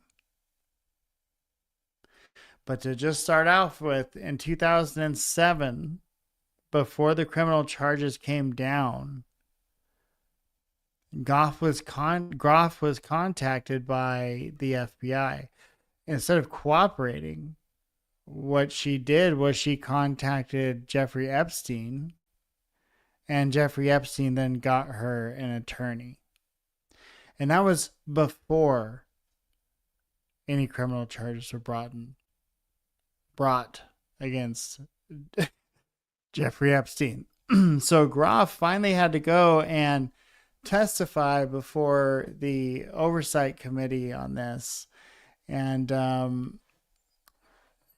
she basically stuck to her story that she knew nothing about Jeffrey Epstein's personal dealings, that he was very good at compartmentalizing his life, and that although she arranged the masseuse appointments and although they were paid in cash, she thought that that was just how it was done, that they just paid masseuses in cash and that's how they took the payments. And I didn't know anything. So you have a guy that's like having underage girls over to his house all the time to do these things, and you're paying these girls in cash. Like, how compartmentalized could you be with that being your personal She would talk to assistant? these girls from different countries and stuff, you know, like Yeah. even if that were the case, who, like, I don't know. I'm pretty sure that you can, within your town, you don't have to import a woman from a totally different country to come and give you a massage. Right. You know what I mean? While paying her airfare and giving her a $10,000 tip, and you know what I mean? The weird shit that we saw within And like the telling them they're payment going to be documents a and the model. files. Yeah, you know what I mean? Like, you don't do that. You don't do that. And then you don't giggle about it. You don't make friends with all of his assistants and everybody who's in that fucking organization. And you don't give them, like this is the thing. She didn't know this, even though she threw him the pedo at a jail party. Mm-hmm. You know, I didn't know he was a pedo, even though I threw him the pedo at a jail party the day that he was released. You know, Yeah, while congratulating him and telling him I love him and I don't think people that you did this. You know what I mean? She admitted to him that she had read all the press and so on and so forth. She's a lying cunt. Sorry, Yes. I didn't mean to drop a hard C, No. but fuck this lady. Yes, I feel the same way. And this was her, you know, what she had to say And what's funny about the transcripts is that we never know. Like, why weren't these recorded?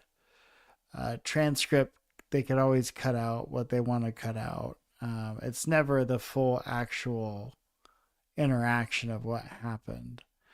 Now, like I was saying, she admitted that she would arrange massages as a normal part of her workday. Like, it was part of her work tasks was to arrange massages for Jeffrey Epstein. Epstein would give her a phone number. She would call the woman and set up the appointment. She said it would be a daily occurrence, but she didn't remember scheduling multiple massages in a single day. So it was daily, but not multiple times. You would think this guy was building houses with his fucking bare hands. You know what I mean? Right. With the amount of massages that he needs. It's incredible. He'd be a jelly man if he was only getting like back massages. He wouldn't be able to like get a single muscle tense enough to do any kind of activity. Oh, fucking vey. How stupid these people think we are. She said she would go to the accounting department and would put around $200 cash in an envelope that would be delivered to the masseuse. There's nothing weird about that at all. When asked why she had to pay them in cash instead of a check, she said that she didn't know and simply assumed that's how they were paid. So you're the secretary of scheduling women to come privately to a billionaire's home and arrange a massage, and you're paying them in cash payments, and nothing seemed weird? I want to know what she went into after working for him, right? Like how did she rise in the world, you know, to whatever lengths she did? Sold her soul to the devil. Because being somebody who's like a happy ending masseuse getter doesn't seem like it would make you a strong boss lady. But I wonder if she did get some bump ups in her careers for this. Well, it's like if they weren't kids, who cares? But like, these were kids. Yeah, but I'm just trying to say, like, if she ends up being like CEO of Nextel, or I don't know, that's an old business, AT&T or whatever the fuck, you know what I mean? Like going from his hand job assistant getter, you know what I mean? Like to be his assistant to go get him hand jobs is what I mean. Like, is this what this is? You know what I mean? I'm not going to zhuzh it up for her. She's going and arranging fucking sex acts for this fucking pervert. You know, so like. Absolutely. And that's what's crazy. It's not like, okay, she was doing that and then the charges came in 07, 08, and she was aware of it and she stopped. No. The charges came in 07, 08, and apparently he told her that was just nonsense and he was set up. But she would continue to set up these arrangements with these masseuses, paying them in cash. She said that she never asked a woman their age. Never once. She never, ever asked. She made it a point to say that she had scheduled appointments with people like Bill Clinton, Alan Dershowitz, Larry Summers, John Kerry, General Wesley Clark, George Mitchell, Donald Trump, Prince Andrew, and Israel's former Prime Minister, Ehud Barak.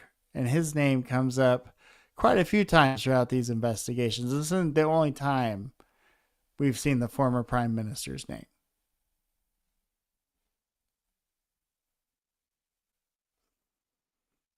So why is Jeffrey Epstein helping the former prime minister get massages from underage girls? Oh, well, because he's got to go somewhere. You know what I mean? This is a tried and true criminal who's willing to do criminal-like activity in order to make sure you can get your underage shenanigans going. And no one will ever find out about it, except whoever he decides to sell your blackmail material to, you know? Yeah, I heard somebody say that about what he would provide is a place where, like, if you're a billionaire and you have all this money, you want to be able to do what you want to be able to do with all this money, that he would provide the place for you to be able to actually do what you wanted to do with your money. Like a hostel. Remember that show Hostel? That movie? Yep. Yeah, like that. Pretty wild. So you Absolutely have, fucked up, my friend. yeah, so you have this just bevy of powerful names after he's been charged and pled guilty to sex with a minor. And not only that, because of the Acosta deal, he walked away with a slap on the wrist. We're talking about a person who Monday through Friday didn't have to be in jail. They were working, quote unquote, in their home office Monday through Friday, all day long. Now, how do we, because I've already brought this up, I think every time we talk about this, how do we know about these incidents? How do we know that that was his deal? Yeah, that he got to go out and leave jail and go he actually, not only was he allowed to go to his home office, he was allowed to go wherever the fuck else they drove him to and sat outside of. But Yeah. we only know this stuff because agents who are the good agents who got real fucking pissed at letting this sex predator out and go do whatever the fuck he wants, wrote that shit down in the paperwork as such. Like, they were not happy and they complained about it pretty often. Yeah. Yeah. Another thing in this testimony, Groff does tend to mention the relationship between Jeffrey Epstein and President Trump. She said that she had connected them by telephone. She did not really remember when their communication stopped, that it was possible she arranged meetings, but she couldn't especially recall one. That they would meet every quarter at the very least, sometimes even more. And she said that she never arranged for services for Trump through Epstein. But she also declined to characterize their relationship as a friendship because she said she didn't actually hear their conversations. So they were frequently in touch, but she couldn't say that they were a friend because she didn't hear their conversations. I'd like to know the earliest interaction between Leslie and him, right? Because I'm pretty sure that the way Trump puts it, he stopped hanging out with Epstein before Leslie became his assistant. You know what I mean? By a couple of years. Right. And looking back at Ed Barak, I'm probably butchering this name, but Groff did say that Epstein's relationship with former prime minister was a strong one. Yes, that they would have breakfast, lunch, dinner, and many other appointments. And when Barack wasn't in town, contact was less frequent. So when Barack was in town, though, clearly a gentleman as busy as Jeffrey Epstein was, especially with all the happy ending massages he had to work in throughout the day, would make time to meet with the former prime minister of Israel. Now, are we implying anything by that? No. But that is a fact. That is a fact. Now, Groff also said that she did not remove any personal items from the island, from the home, from the offices, that she left everything alone, didn't touch a thing. And again, this means that the FBI most likely has all of the files, all of them, all of the links, all of the account numbers, all of the people's names, involved parties that knew what was going on. Probably the FBI is most likely sitting on Jeffrey Epstein's counter intel book that Israel was hoping to have.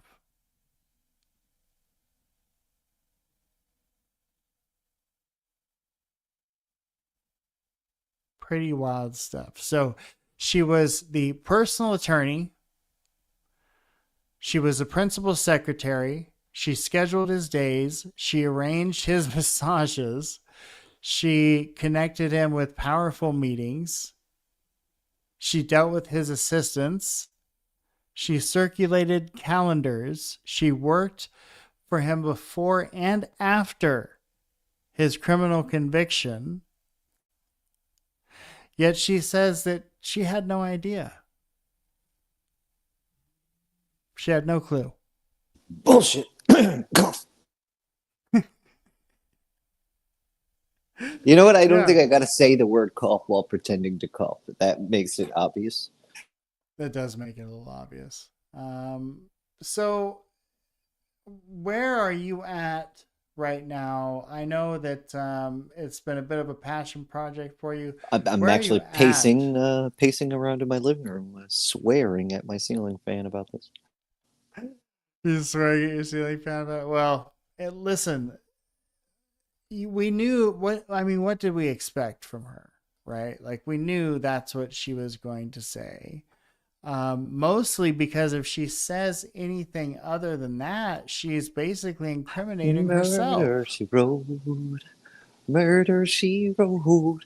I think that's a good song to, that bitch will be murdered. I have no doubt about that. But, sometimes ego is something you should leave at the door.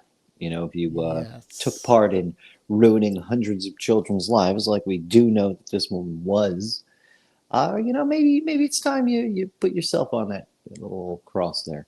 I mean, we don't even know. Like, we don't even have in scale the amount of damage that was done. Because if we think that one high school and that one college were the only places where they were doing this. Well, I didn't even talk to you about this, what I found in my research for one of the episodes we were doing. It just didn't fit in where we were. Let's hear it. Broke me a bit. There were kids playing soccer and all sorts of different shit, but in different countries and stuff like that. Like, there 100% was more than one school. But if we know how he was, and if we know that he had one school on lockdown, you know that he tried that same thing with many others. And I'm pretty sure he had better luck overseas than here. And if it worked here, imagine what he got away with overseas. It's so disheartening. And it's also disheartening because we know this is the guy that we caught. And we know, what is it? For every one you catch, there's 10 out there at least doing it. So, see, I didn't take the prerequisites for pedophile math crime statistics, but I'm pretty sure you're spot on there. It sounds about right. I'm just saying, you're not going to catch everyone doing it. You catch one or two, and that means that there's a whole bunch out there doing it that got away with it. That's just how it works. I completely agree with you. I was just busting your chops a little bit there. But now that's sad. That's fucking disgusting. If 1 to 10, and that still sounds pretty fucking conservative if I'm being honest. That terrible. Sounds very conservative. But pre-crime. We're getting into the pre-crime age where FLAK cameras are everywhere. Fuck FLAK 2, by the way, and Axon taking away our rights. But if they have guys like this, it's not going to stop any of this shit. It's going to just read your license plate and tell on you when you go from state to state or down the block. But you still have these jokers that can decide whether to prosecute or not, and what to prosecute with or not. Okay, we are going to now listen. I'm not sure if he's here tonight, but we have a fan of the show, Ron Sykes, who has been telling us for a long time that we need to learn about the This is Wanda dialectic Sykes' brother? vortex. The dialectic vortex, which is essentially an alternative propulsion that he believes could propel us to our far off distant travels in the future. Now, let me see. I'm going to have to share this kind of in a special way. Let me see if I can add it to the screen.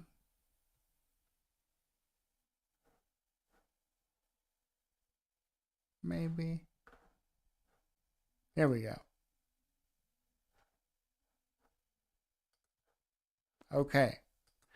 This is an example. Now, I had never heard of RooTube TV, but this is an example of Ron's technology in action. And the idea here is, I believe, using some kind of alternative magnetic field to generate energy. So let's check this out. This is from Ron Sykes, fan of the show.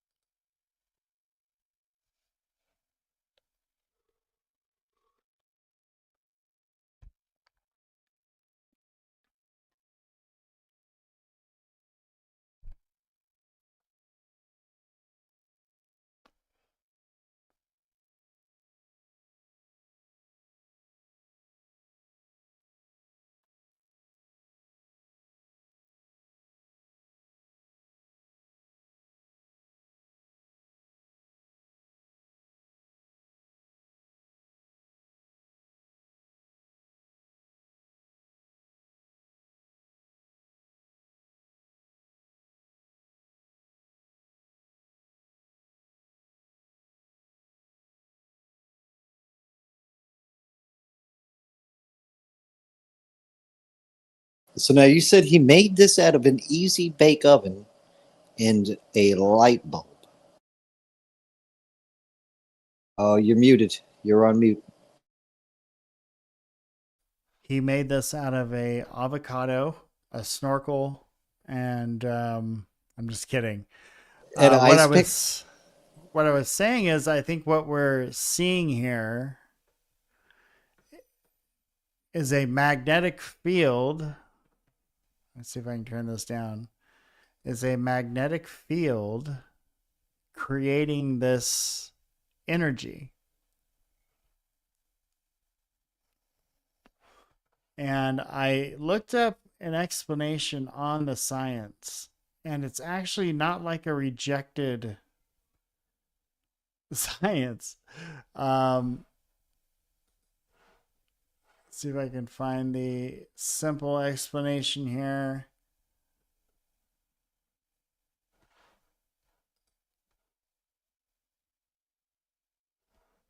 It's really annoying that the ad pops up in the middle of your... Okay. Well, you get it there. Now, the dialectic vortex. Are you ready for this? Yes, sir. Here we go. It is a connection with magnetic anomaly detection. There is very little conventional technical documentation indexed, and there's no obvious peer-reviewed paper or easily traceable patent describing the complete device. In ordinary electrical engineering, a dielectric is an insulating material that can become polarized in an electric field. If you arrange electrodes, dielectric layers, and changing electric fields in particular geometries, you can manipulate the distribution of electromagnetic energy around the structure. There are legitimate areas of research that sound superficially similar. Dielectric vortex waveguides can carry electromagnetic waves possessing orbital angular momentum, and dielectric barrier discharge systems can control vortices in gases or plasma. Those are established effects, although they are not necessarily Ron Sykes technology. What Sykes appears to be proposing is the basic idea seems to be, rather than treating an electric or magnetic field as simple static field extending outward, you intentionally create a rotational or toroidal electromagnetic structure, essentially a controlled electromagnetic vortex. So when Ron hops in the chat and he tells us, it's the only way to travel between planets is the dielectric vortex energy, now you know what Ron's talking about. This is also, yeah, no, that's awesome, dude. All right, so I know exactly what you're talking about. I looked into Huygens metasurfaces, which would essentially do the same thing. It has a bunch of other cool effects. Ed Davis and Gary Nolan did? No. This is out of a Swedish laboratory. Is like the only place that actually creates this stuff, but it's on a very small scale. But it is a dielectric. It is a waveguide. It works as all those things, but it's a metasurface, right? So if you would have found this stuff in, I don't even know, whatever year this shit came, not this shit came out in, but 1930 for other dielectrics, right. Because you can make a dielectric out of wax, epoxy, resin, all sorts of shit. You just putting a dipole to a surface, but very fucking cool, dude. Because I thought if you use look into Huygens metasurfaces, because I was like, if you use that, you can probably line that surface with whatever craft you're using, and you can guide the plasma wherever. You can even use it as a type of shielding, or I don't know. This is good because this is essentially how I plan on traveling to the office every day. Oh, hell yeah, dude. Just build it in the shape of a hoverboard from Back to the Future. I'm going to build it in the shape of a water heater, like the Tic Tac. Nice. Old school. It's kind of intimidating, right? Like, you see a water heater flying around, you're like, holy shit, It's so antique. Look how big it is. Just because of, the size of them now. We got one, a new one at my place, and that thing is fucking tiny compared to I'd say maybe 20 years ago, we had this giant fucking oil tank that was attached to another giant thing that would heat the water, and you had to have enough oil. It was the worst. Now they're all electric and tiny. Yeah. Well, that's what happens with technology, right? We evolve, shit gets smaller, better, faster, like that Kanye song back in the day. Yep, I know the exact one. Yeah, we can't sing it because I guess you'll get canceled now for singing songs on YouTube, which is pretty unbelievable. Talk about 1984.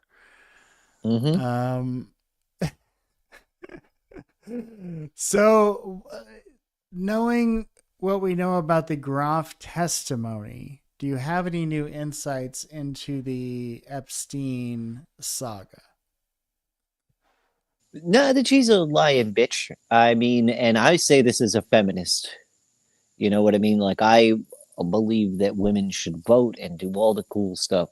You know what I mean? But this lady sucks, I say bro. Bitch in rap songs. I mean, oh yeah, I double down on this one though. All 10 toes. I'm standing on this and ready to die. 10 toes down. I don't think it's a bad hill to die on. What do you think of Todd Blanche withholding documents that would have one hell of a conflict of interest, right? Donald Trump? Donald Trump. Donald Trump. Someone's getting sleepy. Mhm.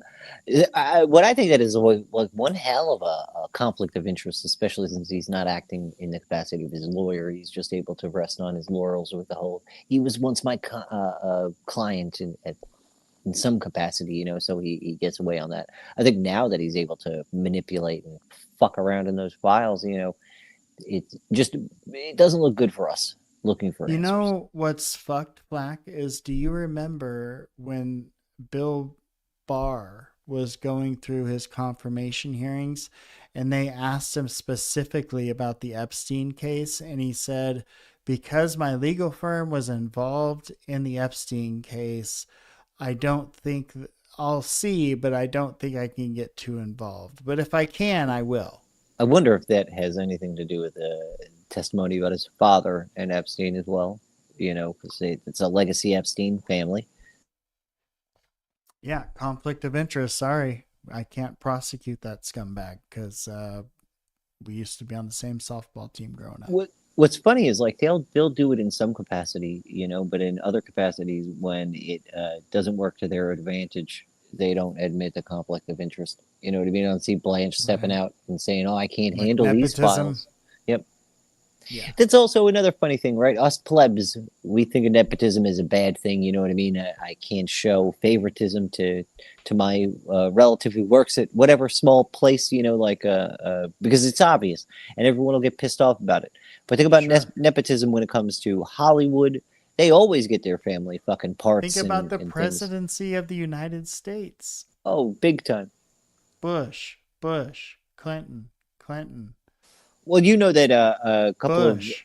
of Trump's associates and his sons have the Israeli drone software and AI companies. Their kids are investing in, which is a fucking conflict of interest. Wow. Yeah, it's pretty amazing what's allowed.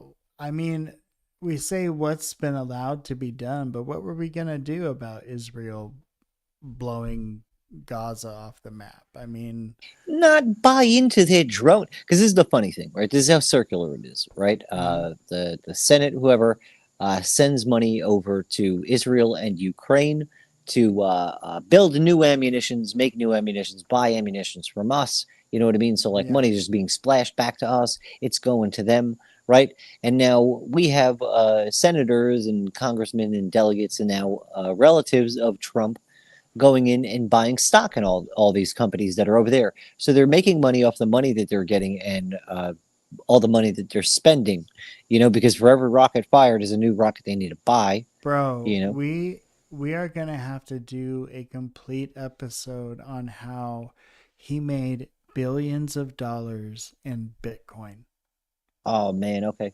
Because you know what? It's funny. Did we ever cover the Brock Pierce and Epstein connection? I don't think so. Remind me of that one. What is okay, that? So Brock Pierce started out as when he was like 13 or 14. He moved into a house with Bryan Singer and some other tech bro dude who just so happened to be gay. Nothing weird about emancipating a 14-year-old and then bringing him into your mansion, right? So this is before totally normal. This is before like Fish Tank and like Big Brother and all that shit hit the internet, right? So they did like a live stream internet show where like they all kind of did a wacky living in a house thing and starting a teens network type of thing, and it was called Den. You heard about Den and Bryan Singer. There's been documentaries. If you haven't heard about him, it's fucking bad, dude. So this kid Brock Pierce leaves that house. And he eventually becomes a crypto financial advisor to Jeffrey Epstein. Kind of weird. He leaves a pedo's house. You know what I mean? Like a pedo dream house. And he fucking goes to work for Epstein being his crypto advisor. To where like, dude, he's advising him to buy Bitcoin and all that shit in like 2012, So we've heard of these tech bro incubators. And now but this kid's like a billionaire. Brock Pierce is incubators. Yeah, Brock Pierce is a fucking billionaire though. He made billions off of the fucking crypto shit. So like, Oh man, imagine going from it is like Drake going from the bottom. Now we're here. He started in Degrassi with the den shit and made it to Bill Gates, with crypto funds. Maybe Bill Gates got some more money, but to go from the literal gutter where you're getting molested by a household of individuals to where he's at now is pretty fucking crazy. And this is the whole weirdest part is like, let's say nothing happened there. How do you get involved with two? Like, I'm serious about this. Just look into Bryan Singer because there's full documentaries about that whole den thing where other people involved with that got arrested on child sexual abuse charges. Like some people were caught in this and somehow Singer got away with it. He also, I believe, directed one of the X-Men franchises. Oh no. That's like one of the only comic franchises I like. Yep. It's all fucked, man. Perfect. Oh boy. Well, so we know this, that Leslie Groff is a lying bitch, that there's no way you were arranging these masseuses before the guy was prosecuted and then stayed with the guy after he was prosecuted and continued to arrange the same setups. Now, this is the crazy, the shit. All right, so you got to read hundreds of emails between these people to really get an idea, and which I did because I'm a fucking weirdo and I got spare time to do so. We've gone into J-Mail and J-Web and all that. Oh, man, so I sat on Leslie Groff stuff, and I went through a lot of that, buddy. A lot of that. And you know what she likes to do? She likes to fuck her way into places, right? And then, very similar to Ghislaine Maxwell, write him 3-page long emails about how she hung out with this star and that star and dropped his name here. And, oh, Jeffrey, you've got to meet these people. She was up his ass with everything else. How the fuck did she not know what was going on? Though. He was like a Dr. Jekyll, Mr. Hyde, she said. Yep. Except she was a loyal assistant to both, in my opinion. She's a piece of crap. Complete piece of crap. Okay. Now, where do you fall, as we're wrapping up here, where do you fall on the UAP GERB Luis Elizondo beef that's going on?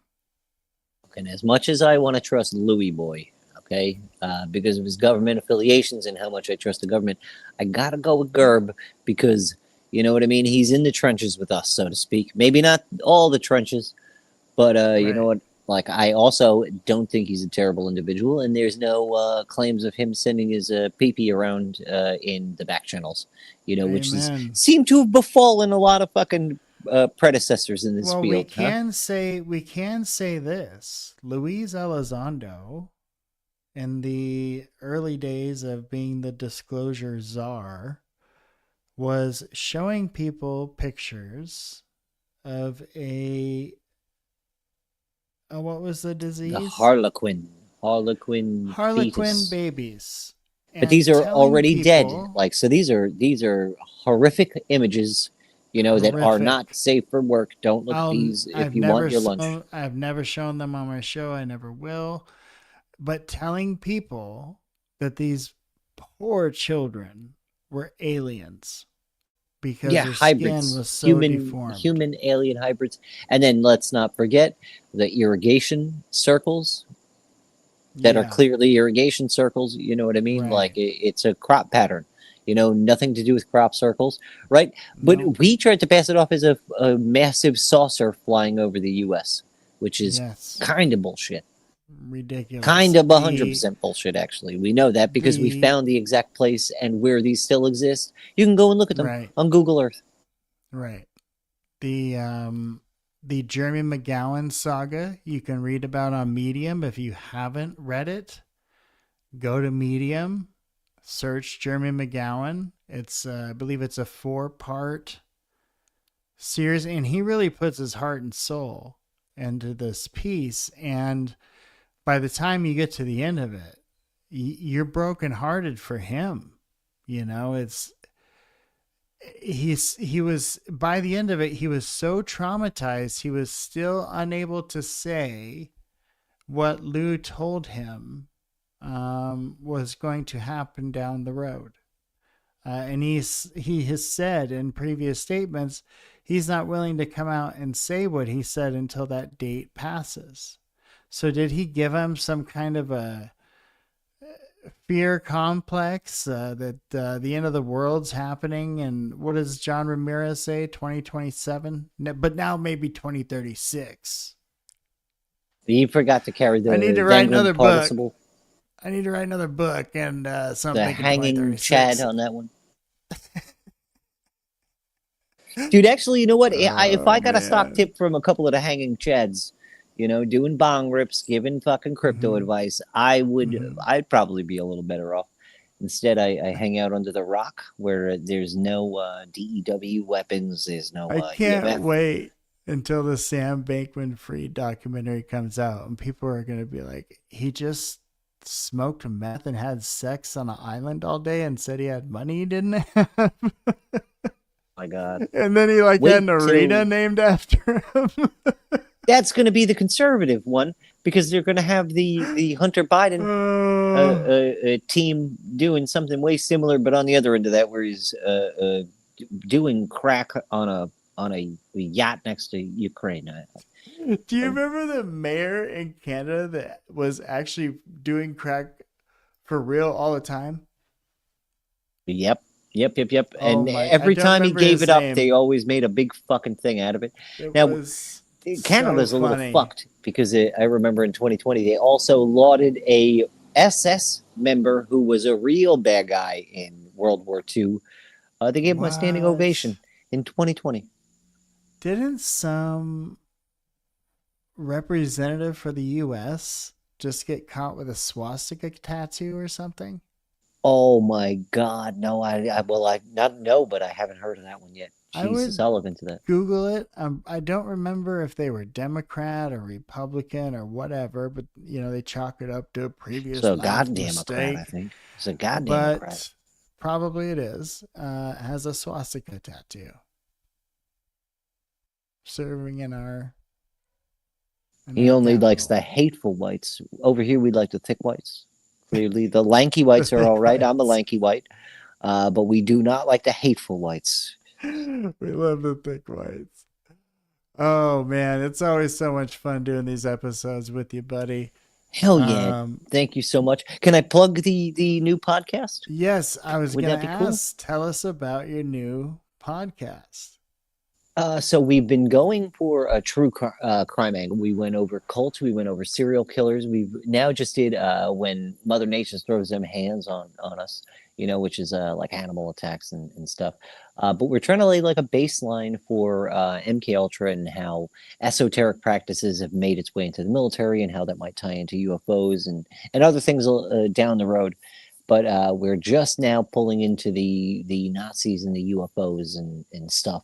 So I'd say within like the next couple of weeks, we're going to bang that one out, which I want you on very much so. And I want Nathaniel on that one too, because we all kind of covered this right when we first met and like really became friends. We all got into the timeline and oh my gosh, the Nazi UFO stuff. Yeah, the MK Ultra, the Project Artichoke. Wow, man. I mean, the fact that we were doing this stuff to our own citizens, scary stuff for sure. Yeah, and I would love to be on the show. Can't wait. When you said you do it on like Friday nights usually? Yeah, I believe it's like 8 or 9 West Coast time. East Coast time is like 12 my time. Usually kind of when we do these ones. So no, the difference is we do these on during X spaces, right? So the beginning is we stick to our I wouldn't say scripts, but we stick to the topic at hand for like the first 2 hours, and then we open it up to a public forum where we kind of kick it for like the next hour. Oh, that sounds fun, man. Yeah, so I figure we have a recording of it on there, so then we can chop it up, whatever. And then also, I really want to keep the ending on it where it's the crowd participation, because to me, it's the funnest part of Spaces. If you can incorporate Yeah. that in a working podcast, it's easier than doing a call-in show. So it could be fun, but I love all the dudes that are putting together work for it right now. We got Untitled, we got Front Tooth, we got Deacon, we got who else came? Heather Birdie and Benno are going to pop on and do some stuff when we get into the crazy shit going on with intelligence in Australia. So it's a moving cast. Each week we have 3 consistents Very usually, and then cool. people who pass through. Very cool. Yeah. Make sure and check that out, y'all. If they're doing Spaces, that means if you're a YouTube only fan, and you have been avoiding Twitter, avoiding X, I will say don't spend too much time scrolling on X. But Yep. the X Live Spaces can be very informative. And sometimes it'll blow your mind. I mean, I played a recording of Jack Sarfati. Sarfati. Don't be a schmuck. Sarfati. I'm trying not to be a I know, I'm schmuck. trying not to be a schmuck. Jack Sarfati in one of Logan Black's Spaces. And God, I think it was like 1 a.m., 2 a.m. or something. And he came in there and just dropped knowledge bombs left and right. You just never know when it's going to happen. So Burleson has popped into a Tupa space. You know what I mean? Like there have been cool. Like all right. So since we're on YouTube, one of the coolest YouTube accounts we hang out with like one of the producers for that show.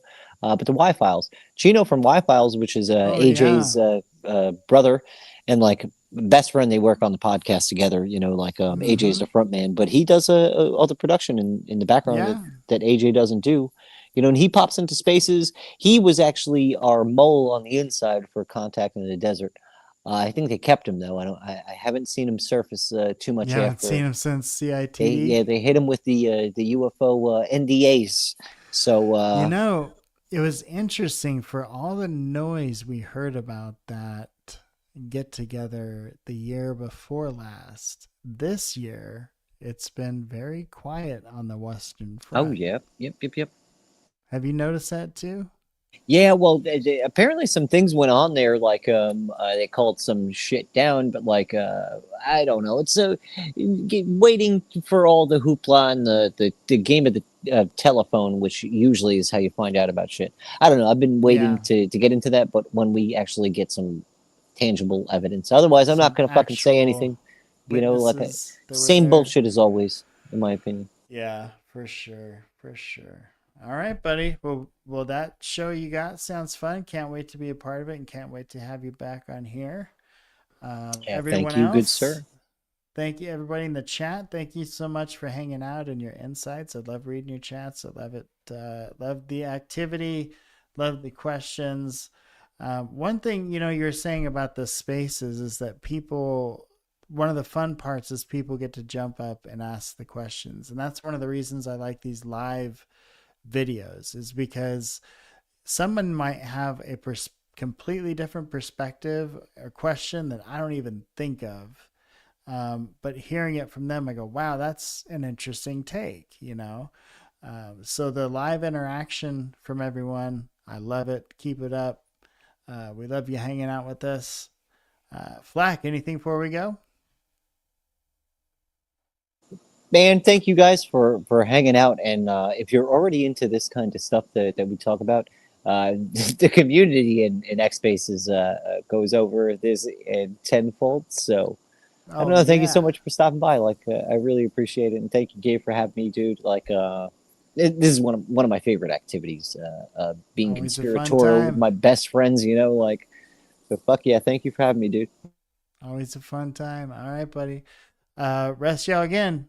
Gabriel Speaks Podcast. Don't forget, like, subscribe, do all the things. It really helps us out. We appreciate it. And you have a great evening. We'll see you next time.